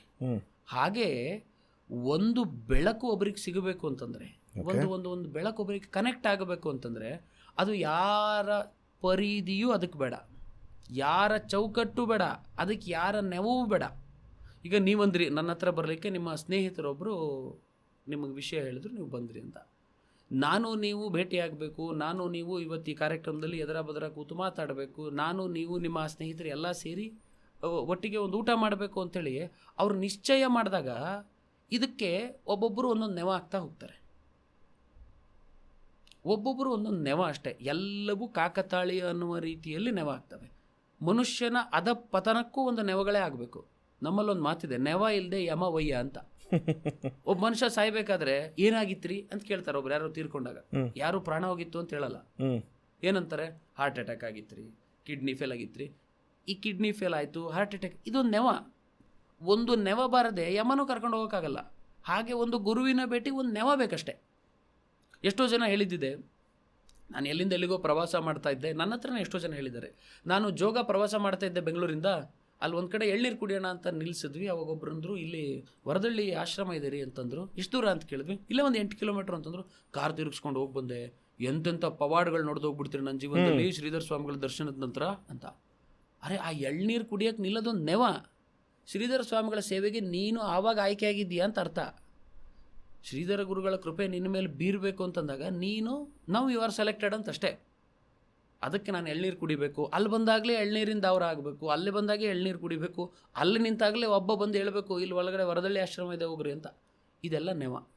I think it so in that case everything is interconnected. ಹೌದು, I mean it is all correlated. So ಅಂದರೆ ಅದನ್ನು ಒಂದು ಕೊಲೋಕಿಯಲ್ ಭಾಷೆಗಳಲ್ಲಿ ನಾವು ಏನಂತಾರೆ whatever happens for good ಅಂತೇಳಿ, ಅಥವಾ ಡೆಸ್ಟಿನಿ ಅಂತಂದ್ಬಿಟ್ಟು ನಾವು ತುಂಬ ಈಸಿಯಾಗಿ ಒಂದು ಟರ್ಮನ್ನು ಯೂಸ್ ಮಾಡಿಬಿಡ್ತೀವಿ. ಈಗ ನಾವು ಮೀಟ್ ಮಾಡೋದಾಗಿರ್ಬೋದು, ಈಗ ಭೇಟಿ ಆಗೋದಾಗಿರ್ಬೋದು, ಮಾತಾಡೋದಾಗಿರ್ಬೋದು, ಇವೆಲ್ಲ we are destine to happen this ಅನ್ನೋ ಥರ ಅಂತಂದ್ಬಿಟ್ಟು ಅದನ್ನು ಕೊಲೋಕಿಯಲ್ ಹೇಳ್ಬಿಡ್ತೀವಿ. ಬಟ್ ಸುಮಾರು ಜನ ಅದೇ ರೀತಿಲಿ ಅವ್ರು ಹೇಳೋಂಥದ್ದು ಏನಂದರೆ, ನಾನು ದೇವ್ರನ್ನ ನಂಬ್ತೀನಿ ಆದರೆ ಗುರುಗಳನ್ನ ನಂಬೋದಿಲ್ಲ ಅಂತ ಒಂದು ವರ್ಗದವ್ರು ಹೇಳ್ತಾರೆ. ಅಂದರೆ see to me I will surrender to the almighty, ಅಂದರೆ ದೇವರನ್ನ ನಾನು ನಂಬ್ತೀನಿ, ಬಟ್ ಈ ಗುರು ಅಥವಾ ಗುರುವಿನ ರೀತಿಲಿ ಏನಂತಾರೆ ನಮ್ಗೆ ಅಷ್ಟೊಂದು ನಂಬಿಕೆ ಇರಲ್ಲ ಅಂತ ಸುಮಾರು ಜನ ಒಂಥರ ಲೋಕಾರೂಢಿಯಾಗಿ ಹೇಳ್ಬಿಡ್ತಾರೆ ಅದನ್ನು. ಇದ್ರ ಬಗ್ಗೆ ಏನು ಹೇಳ್ತೀರಿ? ಅದು ಇದು ಒಂಥರ ಯಾವ ಥರ ವಿಷಯ ಅಂತಂದರೆ, ನಾನು ಹುಟ್ಟಿದ್ದೀನಿ ಆದರೆ ತಂದೆ ಇವರೇ ಅನ್ನೋದು ಖಾತ್ರಿ ಇಲ್ಲ ಅನ್ನೋ ಅಭಾವ. ಒಬ್ಬ ಒಬ್ಬ ಒಬ್ಬ ಹುಡುಗನಿಗೆ ಹರಿ ದರ್ಶನ ಆಗುತ್ತೆ. ಹರಿ ದರ್ಶನ ಆದ ತಕ್ಷಣ ಹರಿ ಪ್ರತ್ಯಕ್ಷ ಆಗ್ತಾನೆ. ಹುಡುಗನಿಗೆ ಕೇಳ್ತಾನೆ, ನಿನಗೇನು ಬರಬೇಕು ಅಂತ. ಅವನು ಇರಯ್ಯ ಹರಿ ಒಂದು ನಿಮಿಷ ನಿಂತಿರು ಅಂತ ಹೇಳಿ ಗುರುವಿಗೆ ಹೋಗಿ ನಮಸ್ಕಾರ ಮಾಡ್ತಾನೆ. ಅರೆ ಗುರುವಿಗೆ ಆಶ್ಚರ್ಯ, ಏನಯ್ಯ ಹರಿನೇ ಪ್ರತ್ಯಕ್ಷ ಆಗ್ಬಿಟ್ಟಿದ್ದಾನೆ, ನಾವು ಹರಿಭಕ್ತರು, ಹರಿ ಪ್ರತ್ಯಕ್ಷ ಆಗಿದೆ, ನೀನು ಯಾಕಯ್ಯ ಇಲ್ಲಿ ನಮಸ್ಕಾರ ಮಾಡ್ತಾ ಇದೀಯಾ ಅಂತಂದರೆ, ಇದರ ತಾತ್ಪರ್ಯ ಏನು ಅಂತಂದರೆ, ಶಿಷ್ಯಂದು ಗುರುವೇ ನಿನ್ನ ಪಾದ ಸ್ಪರ್ಶ ಆದರೆ, ನಿನ್ನ ಪಾದದ ಕೃಪೆ ನನಗೆ ಸಿಕ್ಕರೆ ನೀನು ಹರಿಯನ್ನೇ ಕರ್ಕೊಂಬರೋಂಥ ಶಕ್ತಿ ಇದೆಯಲ್ಲಯ್ಯ, ನೀನು ನನಗೆ ಮುಖ್ಯ ಅಂತ. ಹಾಗಾಗಿ ಗುರು ಒಂದು ಕಾರಿಗೆ ಇರುವಂಥ ಹೆಡ್ಲೈಟನ್ನು ಯಾವಾಗ ಬಳಸ್ತೇವೆ ನಾವು? ರಾತ್ರಿ ಓಡಿಸ್ಬೇಕಾದ್ರೆ. ಎರಡನೇದು ಅದು ಕಾಮನ್ ಟ್ರಾಫಿಕ್ಕಲ್ಲಿ ನನಗೆ ಜಾಗ ಇಲ್ಲ ಅಂತ ಗೊತ್ತಾದಾಗ ನಾವು ಹೆಡ್ಲೈಟನ್ನೇ ಬ್ಲಿಂಕ್ ಮಾಡೋದು. ಸರಿ ಅಂತ ಗುರು ಬೇಕಲ್ಲಿ. ಗುರು ಕರ್ಕೊಂಡು ಹೋದ್ರೆ ಮಾತ್ರ ದಾರಿ. ಕಾರಲ್ಲಿ ಯಾವ ಬೇರೆ ಬೆಳಕನ್ನು ಹಾಕಿದ್ರು ದಾರಿ ಬಿಡು ಅನ್ನೋ ಭಾವ ಇಲ್ಲ. ಹೆಡ್ಲೈಟ್ ಹಾಕಬೇಕು, ಬ್ಲಿಂಕ್ ಮಾಡಬೇಕು. ಅಂದ್ರೆ ಅರ್ಥ ಏನು? ದಾರಿ ಬಿಡಿ ಅಂತ. ಆ ಹೆಡ್ಲೈಟೇ ಗುರು. ನಾನು ಕಾರ್ ತಗೊಂಡು ಹೋಗ್ತೀನಿ, ನನಗೆ ಹೆಡ್ಲೈಟೇ ಬೇಡ ಅಂತಂದರೆ ಇದು ಬದುಕಲಿಕ್ಕೆ ಅಸಾಧ್ಯವಾದಂಥದ್ದು. ಗುರು ಅನ್ನುವಂಥ ಶಕ್ತಿ ಇಲ್ಲದಿದ್ದರೆ, ಒಂದು ಉದಾಹರಣೆ, ಗುರು ಅನ್ನುವಂಥ ಶಕ್ತಿ ಇಲ್ಲದಿದ್ದರೆ ಇದುವೇ ಭಗವಂತ ಅಂತ ತೋರಿಸ್ಲಿಕ್ಕೆ ನಮ್ಗೆ ಯಾರಿದ್ರು? ಅಲ್ಟಿಮೇಟ್ಲಿ ಇವರೇ ಭಗವಂತ ಅಂತ ಯಾರು ತೋರಿಸ್ತಾನಲ್ಲ ಅವರೇ ಗುರು. ಮನೆಯೇ ಮೊದಲ ಪಾಠಶಾಲೆ, ಜನನಿ ತಾನೇ ಮೊದಲ ಗುರು. ಅಮ್ಮನೇ ಗುರು. ಹೌದು, ಮೊದಲನೇ ಒಂದು ಮಗುಗೆ ಫಸ್ಟ್ ದೇವ್ರು ತೋರಿಸೋದೇ ಅಮ್ಮ. ಹೌದು. ಗುರು ಯಾರು? ಗುರು ಒಂದು ಬ್ರಿಡ್ಜ್ ಅಷ್ಟೇ. ಈ ತುದಿಯಿಂದ ಆ ತುದಿಗೆ ಹೋಗ್ಲಿಕ್ಕೆ ನಿನಗೇನು ಮಾರ್ಗ ಬೇಕು, ಆ ಬ್ರಿಡ್ಜ್ ಗುರು. ಆ ಬ್ರಿಡ್ಜನ್ನು ನೀಟಾಗಿ ದಾಟ್ಕೊಂಡು ಹೋದರೆ ನಿನಗೆ ಸಿಗುತ್ತೆ ಸ್ವರ್ಗ, ನರಕ, ನಿನ್ನ ಕೆಟ್ಟ ದಾರಿ, ನಿನ್ನ ಒಳ್ಳೆ ದಾರಿ ಅಂತ ತೋರಿಸುವುದು ಗುರು. ಹೋಗಬೇಡ ಅಂತ ಹೇಳ್ತಾರೆ, ಹೋದ್ರೆ ನಿನ್ನ ಹಣೆ ಬರಯ್ಯ, ನಾನೇನು ಮಾಡಲಿ ಅಂತಾರೆ. ಈ ಒಳ್ಳೆ ದಾರಿ ಕೆಟ್ಟ ದಾರಿ ಅಂತಿರ್ಬೇಕಾದ್ರೆ ನನಗೆ ಈಗ ತುಂಬ ಕೊಲೋಕಿಯಲಾಗಿ ಹೇಳೋಂಥದ್ದು ತುಂಬ ಬರ್ತಾ ಇದೆ ಗುರುಜಿ. ಈಗ ಎಷ್ಟೋ ಜನ ಹೇಳ್ತಾರಲ್ಲ, ಅಂದರೆ ಈ ಒಳ್ಳೆ ಕರ್ಮಗಳಿಗೆ ಅದನ್ನು ಕೋರಿಲೇಟ್ ಮಾಡಿಬಿಡ್ತಾರೆ. ಈಗ ಏನೇ ನಡೀತಿರ್ಬೇಕಾದ್ರೆ ಇವೆಲ್ಲ ನಿನ್ನ ಕರ್ಮಗಳಿಂದ, ಕರ್ಮಾನುಸಾರಗಳಿಂದ ನೀನು ಅನುಭವಿಸ್ತಿರೋಂಥದ್ದು. ಅಕಸ್ಮಾತ್ ನಾನು ಕೆಟ್ಟ ಕೆಲಸ ಅಂತಲ್ಲ, ನನಗೆ ಗೊತ್ತು ನಾನು ಮಾಡ್ತಿರೋ ಕೆಲಸ ಸರಿ ಇಲ್ಲ, ಬಟ್ ಆದರೂ ನನಗೇನು ಕೆಟ್ಟದಾಗ್ತಿಲ್ಲ ಅಂದರೆ ನೀನೆಲ್ಲೋ ಹಿಂದಿನ ಜನ್ಮದಲ್ಲಿ ಒಳ್ಳೆ ಕರ್ಮಗಳನ್ನ ಮಾಡಿದ್ಯಾ, ಹಾಗಾಗಿ ನಿನಗೆ ಕಾಪಾಡ್ತಾ ಇದೆ. ಒಂದೊಂದ್ಸಲಿ ನಾವು ಅನ್ಕೊತೀವಿ ನಾನು ಎಷ್ಟೇ ಒಳ್ಳೆ ಕೆಲಸ ಮಾಡ್ತಿದ್ರು ನನಗೇ ಕೆಟ್ಟದಾಗ್ತಿರುತ್ತೆ ಅಂತ ಅನ್ಕೋಬೇಕಾದ್ರೆ ಅವ್ರು ಹೇಳ್ತಾರೆ ಏನಂದರೆ ಇವೆಲ್ಲ ನಿನ್ನ ಕರ್ಮಗಳು, ಪ್ರಾರಬ್ಧಗಳು ಅಂತಂತ ಕೆಲವರು ಹೇಳ್ಬಿಡ್ತಾರೆ. ದಿಸ್ ಹೋಲ್ ಕಾನ್ಸೆಪ್ಟ್ ಆಫ್ ಕರ್ಮ ಹೆಂಗಿರುತ್ತಾಗಾರೆ? ಅಲ್ಲ, ಈಗ ಇಲ್ಲಿ ನೀವು ನನಗೆ ಡಿಫೈನ್ ಮಾಡಬೇಕು. ಕರ್ಮ ಬಗ್ಗೆ ನೀವು ಹೇಳ್ತಾ ಇದ್ದೀರೋ ಅಥವಾ ಅಯ್ಯೋ ಕರ್ಮದ ಬಗ್ಗೆ ನೀವು ಹೇಳ್ತಾ ಇಲ್ಲ. ಯಾಕೆ ಅಂದ್ರೆ ನಾವು ಎಷ್ಟೇ ಕೆಟ್ಟ ಕೆಲಸ ಮಾಡಿದ್ರು ನಮ್ಗೆ ಒಳ್ಳೇದಾಗ್ತಾ ಇದೆ ಅಂತಂದ್ರೆ ಇದು ಅಯ್ಯೋ ಕರ್ಮವೇ, ಇವನಿಗೇನು ಆಗ್ತಾ ಇಲ್ವಲ್ಲಪ್ಪ ಅಂತ. ತುಂಬಾ ಜನ ತುಂಬಾ ಒಳ್ಳೆಯವರಿದ್ದಾರೆ, ಆದ್ರೂ ಅವ್ರಿಗೆ ಒಳ್ಳೇದಾಗ್ತಾ ಇಲ್ಲ. ಬಹಳ ಅದ್ಭುತವಾದಂತ ನಿಮ್ಮ ಮಾತು. ಒಳ್ಳೆಯವರಿಗೆ ಒಳ್ಳೇದಾಗಬೇಕಾದ್ರೆ ಅವರು ಒಳ್ಳೆತನದಲ್ಲಿದ್ದರೆ ಮಾತ್ರ ಸಾಧ್ಯ ಇಲ್ಲ.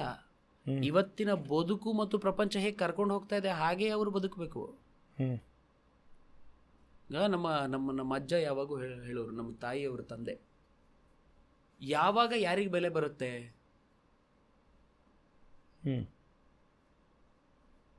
ಕತ್ತಲನ್ನು ನಾವು ನೋಡಿದಾಗ ಮಾತ್ರ ಬೆಳಕಿನ ವ್ಯಾಲ್ಯೂ ನಮ್ಗೆ ಅರ್ಥ ಆಗೋದು.